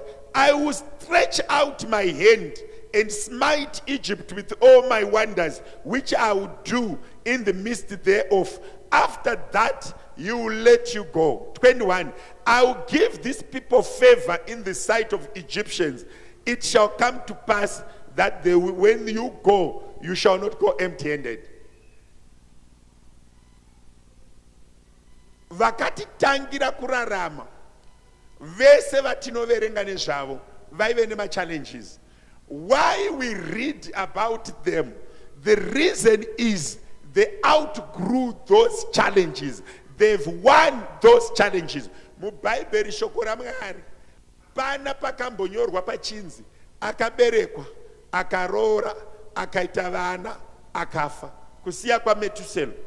The longest serving man, he was the longest serving man, and it's a one statement, it's gone. Vanhu vese vakanyorwa pasi, it's evidence of history. Munhu wese ari recorded ane evidence of history. Do you know why people celebrate Mandela? Is this term of jail prison yaakasave. Kureva kuti aka-achieve chinhu, and apa akaita emotional achievement. Vamwe vanosungwa mujeri kwenguva yakareba kudaro vanofa. Munoziva kuti vanhu vazhinji vanofunga akapinda mujeri for 5 years, they die out of depression. Muchinda uya akararama depression isingamukuvadzi kwe 27 years. Dzakavharirwa dzichitoripo dzikabuda dziri health. Kureva kuti his emotional stability was very strong. Iwo karambwa nemurume kwa one day unoonda kubuda mabhonzo kudai kuramwa chikafu kuzvirovera pasi, but kune muchinda akati 27 days 27 years akagara muprison. He had some strong emotional capacity. Vanhu vachiuya vachipinda akanoiswa mukati akambopwanyiswa matombo, body yake mental resilience yake yanga yakasimba. Murume watiri kutaura nezvake Moses 40 years ari a king achirarama mafaro, 40 years achifudza makwai, dzimwe 40 years achibuditsa vana veIsraeri. He had some mental stability. Munhu anoshandiswa naMwari, you must have mental capacity to survive in very challenging circumstances without bending. Vamwe venyu ropafadzo iripo asi hauna the emotional stability ukangotukwa ka1 unobva waruza mabhaudhi ese guchunu gone.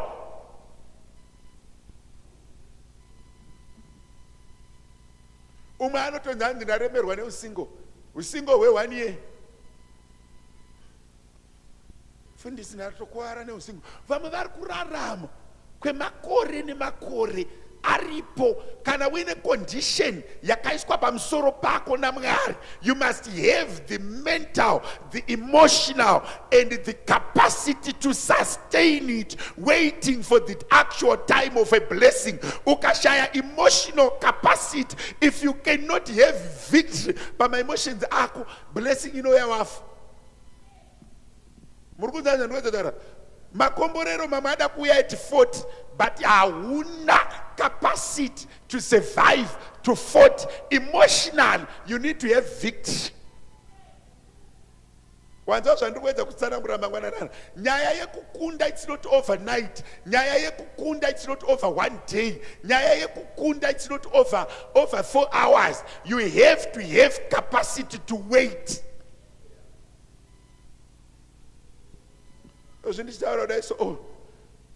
Ukangovhiringwa so kuvhiringwa kwe1 hour unotochinja kala kuita weyellow, chinja kara kuita pale. Unozera kuti munhu kuti unzi uri munhu uri mwana waMwari, you must have that stability yema emotions. You must have stability. Unozera kuno mumwe munhu anoramwa chinhu ka chaifana kubudirira nenyaya yekuti stability yema emotions haipo. Kungovhiringwa unobva waperewera kupera.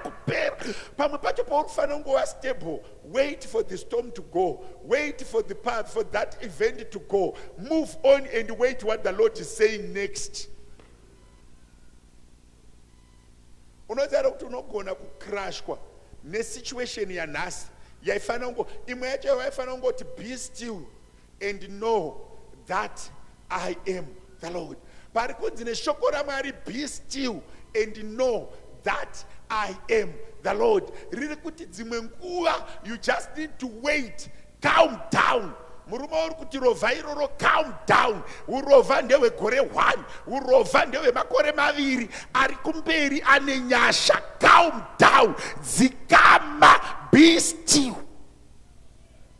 Zvinoda kuita still for 30 minutes. After that we have to break. Pamwe pacho you can be still and know that He is the Lord for a year. You can be still for 2 years.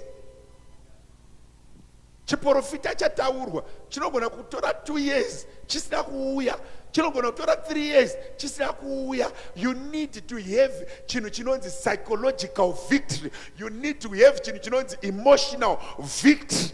Be stable.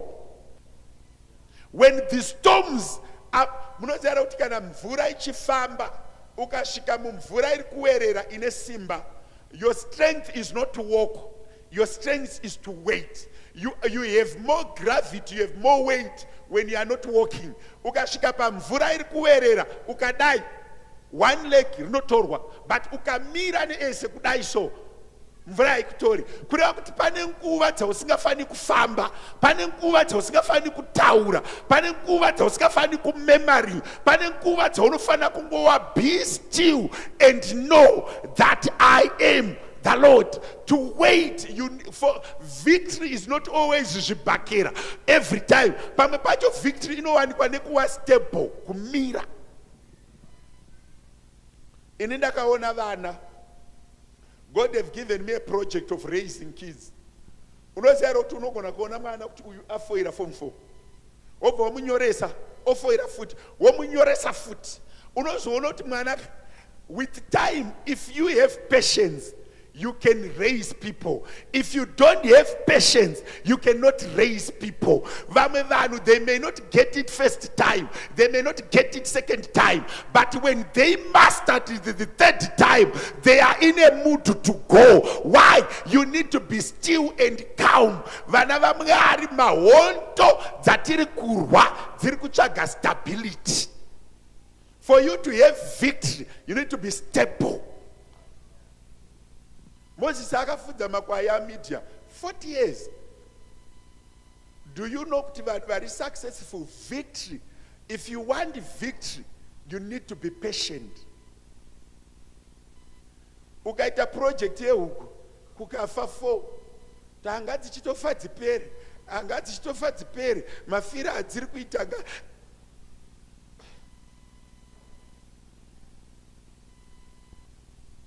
even ukarambwa nemukomana, it's not a problem. Ndichadanana nemumwe kondogotwera amai wake igotwere kumore nyika iye igotwera amai wake asi nyika isati yane gotwe ndichadanana nemumwe murume randi mukomana todanana nemumwe ende wandiri kudanana naye handimumuoni neziso reakandiramba ndinototanga panyowani totodanana. Unozati vamwe vanhu vari muno vakaramwa kudanana nevanhu akudanana ega.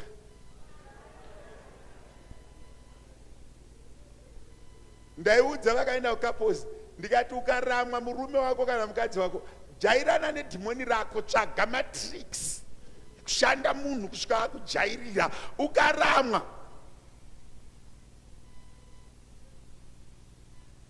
victory. Ukaona munhu achiti takafamba makore kuri kuti pakaitwa patience, pamwe pacho unotomboignora so zvinhu zvisingafambi. Do you know kuti even machechi chaiwo unogona pedza yese? Izvi ndiri kuparidza wabva wati mufundisi wari kutaura inini, mangwana wabva waenda kuzaiyoja wati mufundisi wari kutaura iwewe. Kana uriwo uri kutaurwa achitenda Mwari rauya nhasi nderako, zvitiitire zvakadii zvakanaka. But ndiri kudzokorera nyaya kuti emotional victory, patiri kutaura nyaya yemavictories kazhinji kacho tinotaura spiritual victory, totaura physical victory. Hapana munhu ari kumbozvifunga kuti ma-emotions anoda victory. Hapana munhu ari kumbozvifunga kuti mindset inoda victory. Pfungwa idzi dzinoda kusunungwa, kuhwina, pfungwa dzinoda kuhwina. Paul na Silas usiku shoko raMwari rinoti vakasungwa, they started to praise him. Emotionally they changed weeping to praise. Kana vakuda kuenda ku next level, ita zvisingaitwe munzvimbo iyoyo, nekuti kana vakuita zvisingaitwe munzvimbo iyoyo zvinoreva kuti waakubuda kunoita alright, uri mujeri nzvimbo yekusuwa, mujeri nzvimbo yekuchema, iwe ukatanga kufara mujeri zvinoreva kuti wakufanira kuenda kunofarwa, nekuti jeri nzvimbo yekusuwa. Kana vakuda kuenda ku next level, chinja ma-settings emunyika iyoyo utange kurarama ma-settings eku next level.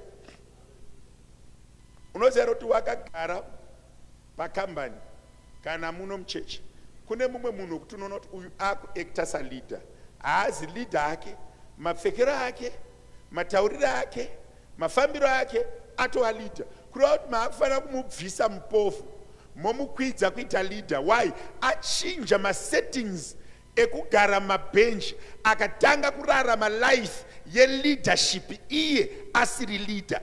Saka kana wakuda kuenda ku next level, emotionally outgrow the environment that you live in. You need to have victory over the environment yauri. Vangani venyu vanombotenga madomasi egreen, ukatenga manduda kudhila nemadzimai, ukatenga madomasi ako egreen awaisi mufiriji, anditi unomaisa paside, rinenge ratsvuka unoita sei? Unoribvisa uriisa mufiriji. Rikasatsvuka rinoramba riri mumu. Saka kana wakuda kuchinjwa kubva muenvironment yauri, chinja setting kuti uendeswe kuenvironment inoenderana nemasettings ako. Watoita victory over the environment, and victory iri measured even physically.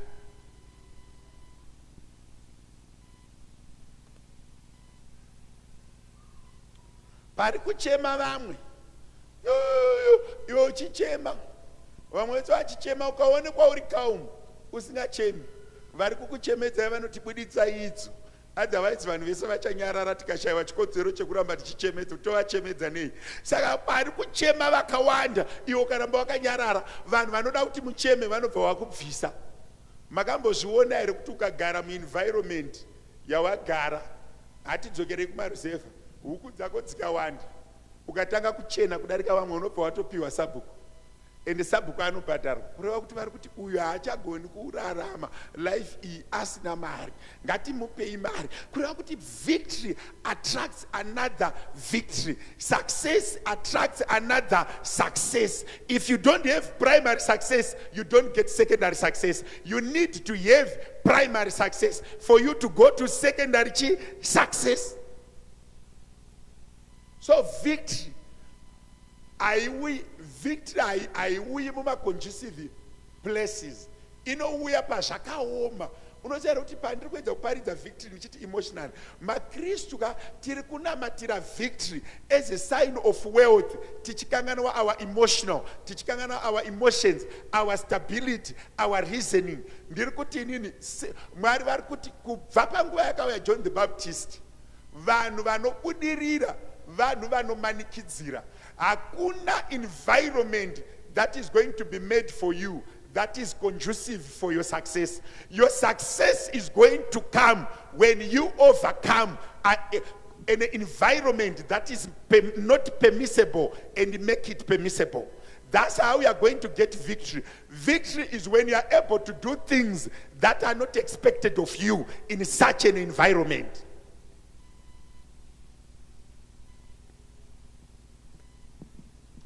Makamboona ere kuti munhu anokurwadzisa akaona kuti hausi kurwadziwa anobva apererwa.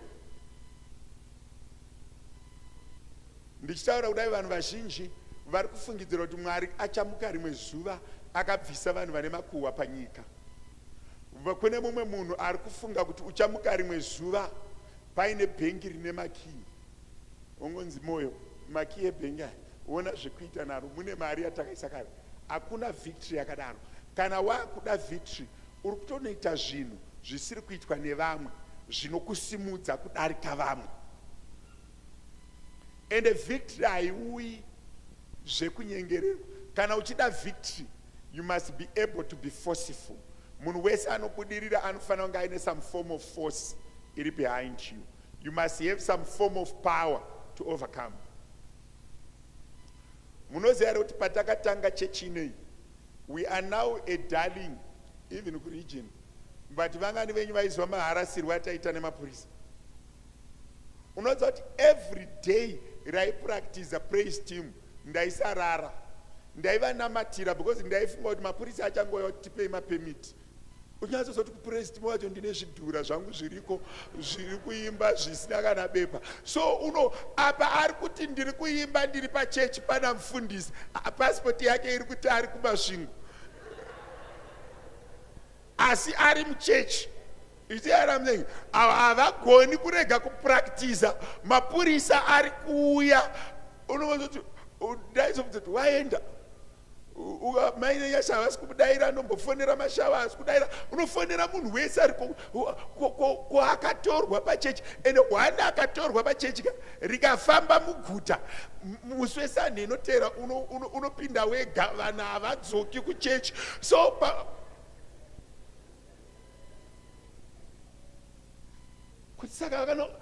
and those are the conditions that we went through day in day out. Tikambosvika mwaka wembavha, pane mumwe mwaka waenda haubudirira usina kupfuura nepanorwadza. Pane musi wandakanzi mbavha dzapinda, ndaakuchifonera NS ndiaigara pachechi, angadaira. Ndakadhiraivha kuenda kuchechi ndichimhanya ndichiti ko ndikasvika akafa. Ndobuda munewspaper vakomana zvikanzi that church they had put a caretaker, a lady, and she is found dead. Unodhiraivha hana, unozoti wanuka hundo kuti urimo here woti ndirimo, ubva woti unoti dikita richioma kumuzi. Pane dzimwe hondo dzaunofanira kudarika. You cannot wake up a successful person without a trial. Kana uchida kuendeswa kure naMwari, Mwari wacho anotoisa zvinhu zvinoita kuti uedzwe. So enjoy the trials. The more victories you have is evidence yekuti Mwari varipo. mazuva yanga akawa mafriday manheru so wati vakati tapedza mazuva ano pamwe ndowarairwa kutobvunza kuti masvika kumba here. mazuva endaibvunza munhu wese wamumba wasvika uchitya kuti ko akabatwa. Zvindichitaura umwe munhu soka ndoda kuudza kuti pauri kupfuura napo, it's not like una Satan, it's not like hausi kunamata, it's not like hausi kurizena, it's not like Mwari vakanyarara. Mwari vane zvavari kuita muupenyu hwako. Hanzi vanoda Mwari vachadarika nepanorwadza, asi vanodarika kuti Mwari wacho azikanwe kuti ndiani, ndiMwari. Marerera auri kuita vana vakwaya, unogona kurera vana nenzira dzinorwadza ukafunga kuti Mwari vakurasa. He is raising champions. Pavana vako ipapo pane machampions, pavana vako ipapo pane chaMwari chiri kuedzwa. So victory inoshandirwa. Ndine mwe munhu andikutaura nezvake. Victory inoshandirwa. Bible robva rati kuna Deuteronomy, for the Lord your God, He is the one who agrees with you, who gives you victory. He will fight for you against your enemies. Azvina kunzi vanhu vazhinji vanoda maspoils of war without going to war. You need to go to war. Murume anonzi David, he was after God's heart, but he was going to the field. Akapotswa nemiseve kakawanda naSaul atozorwa mafuta. Zvinewo kangotaura nendimi 1 uri kufunga kuti madhimoni ese atokusiya. Unotaura kuti kana wangosikatauri nendimi, musi wauchataura nendimi ndo musi wauchatanga kurohwa nemadzikirira, because unenge wachinja level yewarfare. Manzwa ndera, every achievement yawaita, the devil anobva raise level yemiedzo. Kana kubasa muchipa vanhu basa, handi mumwe nomwe anopiwa basa rinoenderana necapacity yake. NaSatani kana achikupai miedzo, anokupa miedzo unoenderana nekutenda kwako. Kana wanga usiri leader, zuva raunoitwa leader, tachinja type yemiedzo. Kana wanga usina mari, zuva raunobata mari, tinochinja futi type yemiedzo. And do you know what temptations I used to do? They bring you from the course and destroy you. They bring you from the path and destroy you. They bring you out of the way and destroy you. So the devil, what he does is, akaona akuenda kure, anounza muyedzo waanonyatsoziva kuti iwewe haukundi. Kana wautadza, wofira ipapo. Vangani venyu vanoziva the concept yekuvhara. Kana muchivhara chinhu, mukachivharira chikasaenda zvatopera, chikavhura rimwe dho munovhara futi. Handiti izvozvi ndichitaura kudai so kune vanhu vakawanda vari kufunga kuti Mwari ari kuvada stereki because havana zvavari kupfuura nepazviri. Fundisi ndigere hangu zvakanaka, gore rose kana kumborota, kana kumbomuka, kana kumboita matsikirira, kana anotaura nezvangu, vanova ndakubvunza kuti pagore rose iroro matengei. Gore rose iroro usina ambokuvhiringa, hausati watenga kana masokisi, hausati watenga kana sipo chaiyo uri kugezesa neyewasheni. Wobva kuti ugere zvakanaka. Kana mafungu achidai so zviri kureva movement, akadzikama zviri kureva stagnation. Mumba chaimo chaimo mukaona makungogara, hamunetsani, hamubvunzani zviri kunetsa, hamutaudzani, mato brother na sister. Hauna murume, hauna mukadzi. Zvezvo kuti munonyatsogara zvekuti hakuna anotaura nemumwe, and hamuna chamuri kutenga, hamuna chamuri kuita, hapana mistake yamuri kuita. Munhu wese ari kufamba anoita mistake, anoita machallenges, anosangana nemakata, anosangana nemateru, anodikitira, anoneta. Munhu wese akagara haana kwari kuenda.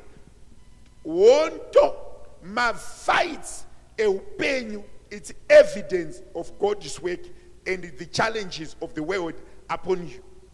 You can never go anywhere kana usina hondo dzauri kukunda. You need to win something, and you need to be in the battle field. Ndinonzwa vanhu vachiti victory is certain. ndakasvikira umwe munhu achinamata mupureya umu victory is certain, victory is certain. Apedza ndikati muzondiona kuofisi, ndikati ndedzipi dzamanga muchiti dziri certain, muri kurwei mazuva ano? Zvikanzi handina kana chandiri kurwai mufundisi. Tikati wanga uchitira kuti victory is certain, ndikati nditotaura hondo idzo, ndikati hausi kufunga, hondo dziripo, iwe ndosiri kufunga. Do you know kuti dzimwe hondo todzigadzira tega? Munozviziva here? Dzimwe hondo dzacho kana dzisina kugadzirwa naSatani, dzigadzire wega. Make your own battles in the spirit and fight them. Mwe munhu ari kuti chii chinonzi hondo? How do I make my own wars? You set your things to do to the highest level.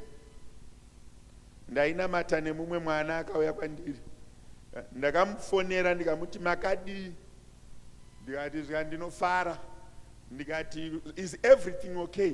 Zvikanzi it's not okay, I was fasting for you pastor to ask me that word. Ndikati why? Zvikanzi hamusati mambondipa kana kuita MC kana kuita kuleader. Iseo leader wedu akamboenda makandi overlooka. Mfundisi indakauya 2016 ndichatungamira worini, ndachizotsanyira kuti mundibvunze kuti is everything okay? I'm not happy, ndakudawo kuita leader. Ndikati ndobvisa hani? Zvikanzi handisi.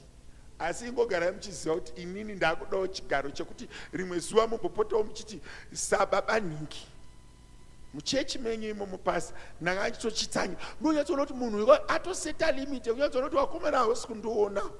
Ndoba ndakati hamusi kupfeka bhachi netai baba, pfekai tigokuonaiwo pamberi apa. Pamwe pacho ukainyanya pane bhaibheri pandinoverenga, mumwe muchinda haana kuonekwa akanopisa minda, ndikapisa minda uyu ndikaubatidza, vakaona moto vachauya kuno toti vatataura.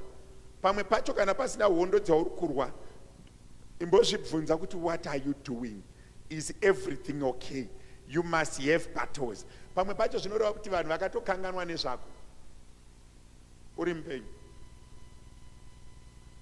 Tarisanai, tarisanai. Hapana anga achinamata here kuti handidi hondo. Hapana anga achinamata here kuti Mwari ndibvisirei hondo dzose. Hapana hondo dzaunobvisirwa. Hondo dzeupenyu hadzibviswi. Munhu wese akasikwa naMwari ane hondo dzaanorwa dzisingabviswi. Ndokubudza one hondo. Inini ndiri panapa, ndina mai mufundisi, ndina Shano nangana kunasha. Hatifi one day. Pakati pedu pane umwe achasara achichema, umwe aenda. Even tikasamada mazuva iwayo, even akanzi ari 70 years later, but they are coming. Pane zvimwe zvatinofanira kuziva kuti Mwari havafi vakatibvisira. Itori hondo dzaunofanira kuti kurwa. Hakuna munhu anobvisirwa hondo yekurera vana, yekufuma matwinzi ako magunda vese vatokura vakutobva kuuniversity. Pane hondo dzamuchatombopwirana chete, waridza mubhedha wako, tsvaira, muka. Pamwe pacho wobva wabvunzwa kunzi why. Vakanyanya vambobvunzwa mubvunzo iyoyo, daiwa vanzi but why. Ini rimwe zuva ndakambotsamwa, tiye muri kurasa zvinhu zvakabadhedhi, hamuna mari. Why are you angry that you just buy another thing? Those are realities of life. Pakurerana munotombobatirana bandi, sombokweshana muchikura, hakuna mubereki akabvisirwa hondo iyoyo. Even mudzimba umu mune kudhererana pambacho kuti mutogarisana munotombozoshishidzirana, muneka kudhererana kana tozombowanikwa imomo, nekakupimana masimba kanotombouya imomo kuti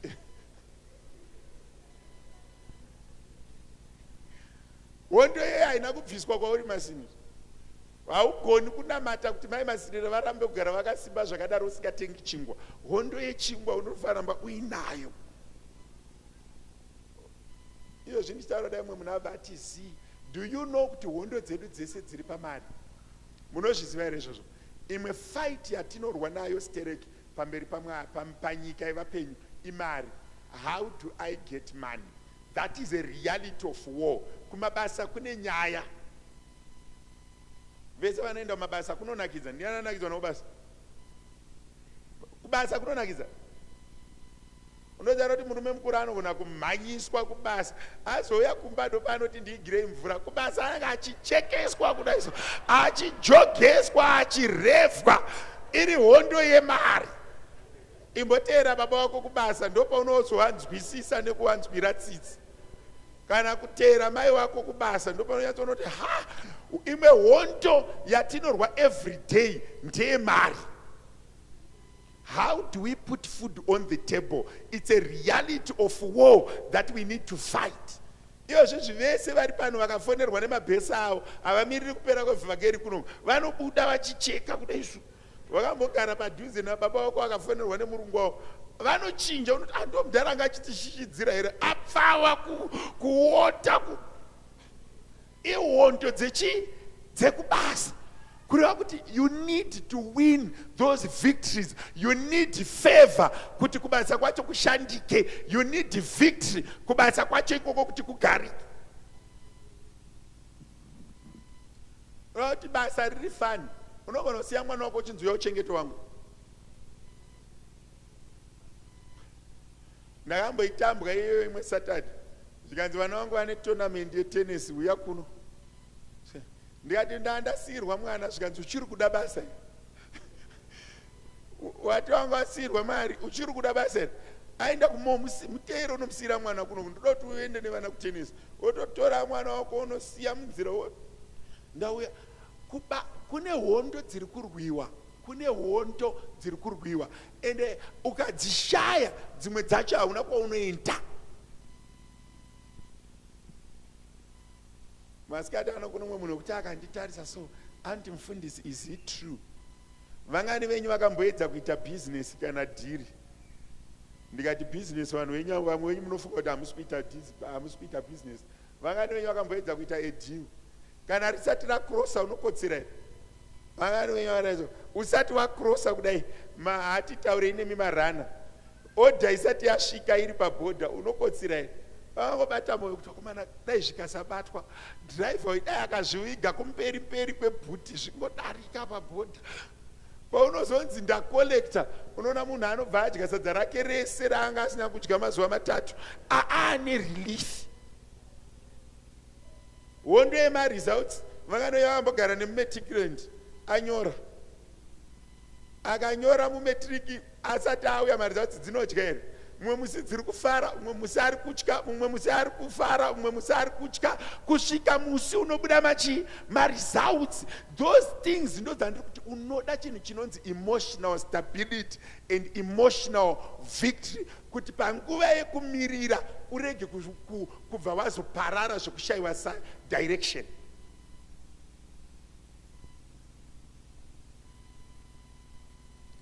Nditaura dai so, mwe munhu haasi kuda kunditendera. Ndoda kupedzisa ndichiti ma-victories ese, ma-wars ese aunoenda nema-battles ese aunopinda, une 100% assurance to win them, as long as you can be sure that you are not scared to take my challenges.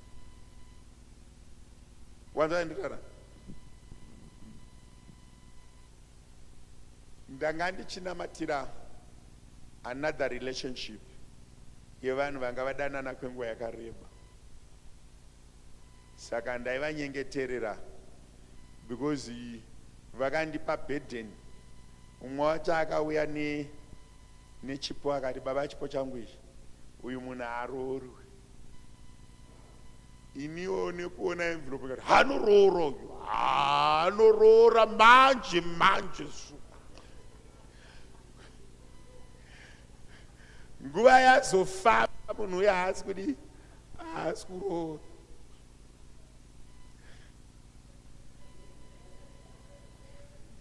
Unoziva kuti vafundisi pamwe pacho tinombopinda panguva yakaoma. Vanamufonera mukomana wacho ndikati, shamwari, unobvisa rini roora? Vanhu vanonyanyoita zvaAugust. Ko iwe August uno hausi kuenda? August mazuva mashoma akazara. Apa hauyi pano kaakarifeiwa, unzi ukaenda kuna mufundisi uyu zvatodi zvatonaka. Iye ari kutotenda kuti zvandakaenda kuna mufundisi uyu zvatodi zvatonaka. Ndafonera muchinda wacho ngati unoroora rini? Kanzi mari iripo mufundisi. Kazi achiri kunetsa chii? saka date ndarigai ndione next weekend. Ati iwe zvanzi next weekend bvunzaka zvikanzi ati handisi kuita izvozvo.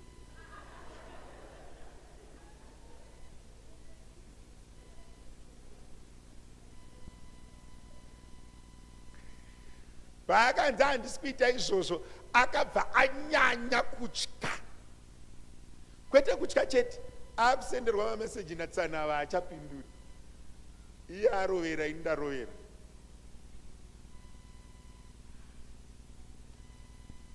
Ndazoenda kugomoko ndiri kunamatiro dzangu, ndamukanganwa, ndakupinda mumba, ndauda kuti ndichigeza dhasti rekugomo, ndakufunga kuti ndakanganwa munhu uya wandakamboona matira uya.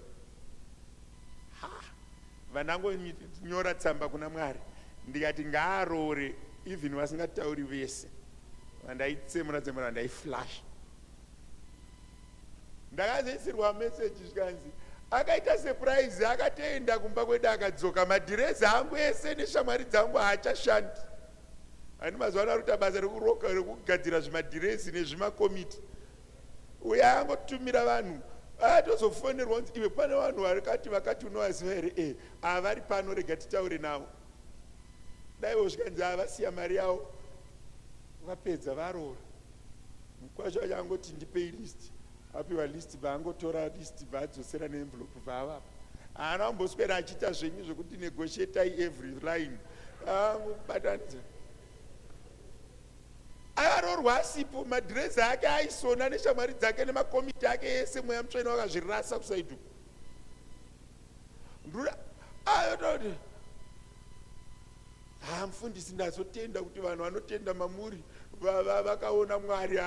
Ndaroorwa ndisipo mufundisi. Iyo acho haana kumboenda, angotuma munhu, akazozotanga kutaura nemunhu uya aroorwa. But ndiri kufunga kuti tsano pavakarega kupindurwa mameseji ndo chakavatuma kuzoita surprise. Saka ndakazopindira pamunamato wangu wandandatanga wanga usina kushanda, ndakazouteerera follow up. Zvinewo ndikakunamatira zvikaramba, unobva wanyarara. Dzoka uti imi mati ndiende kunotarisa kugungwa uko, mukati ndione kuti kunei. Hakuna. Muranda waElijah akaenda kangani 7 times achataura kuti mati ndienda, hakuna, zvikanzi dzokera, ndati ndienda, hakuna, zvikanzi dzokera, mati ndienda, hakuna, zvikanzi dzokera. 7th time zvikandaona kachanza. Kana uchida victory, it's not something that will happen on first attempt. Zvikaramba first tunoita second, zvikaramba second tunoita third, zvikaramba third tunoita try and try again. Mwari uchatitira zvakadini zvakanaka. Nesu vafundisi munamatoka ramba todzokera futi. Zvikuru sei kana munhu wacho aine zvaanoreva munzvimbo dzemweya. Hauna upanzwa ipapo. So ndiri kuti chii kwauri, ndiri kuti Mwari ende imagine munhu yeda yakazvisungirira. Paakanzi handisi kuita izvozvo, dai akabva ati vanditambisira nguva, ndati vanga vadanana kwemakore akawanda, anosvika 9, vangodanana vanga. Dai vatove nechimwana chitori ne almost 8 years, but vaingodanana chete. Ende kwete zvekudanana zvenyuka zvekuita masteini, umwe atori nekune imwe nyika, umwe atori kune imwe nyika, vanotogara kunyika 2 dzakasiyana. Utokumbirawo nyasha dzekuti vachichuza South Africa vauye padhuze vapindire pano, ndiwedzerewo nhamba. Plus ava nendamboitira munana ava vanoteerera.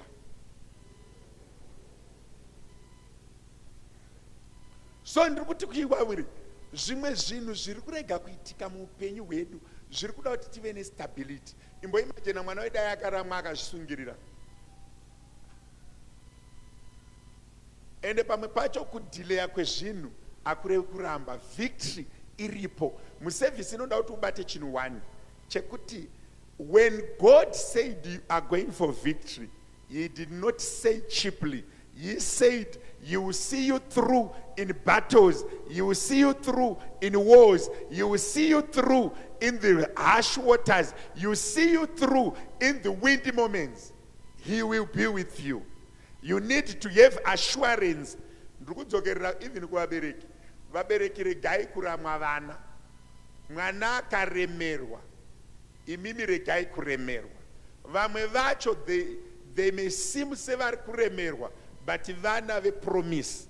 Ngatimirei nevana vedu. Patiri kuti emotional stability, patiri kuti the psychological stability. Let's pray for the kids.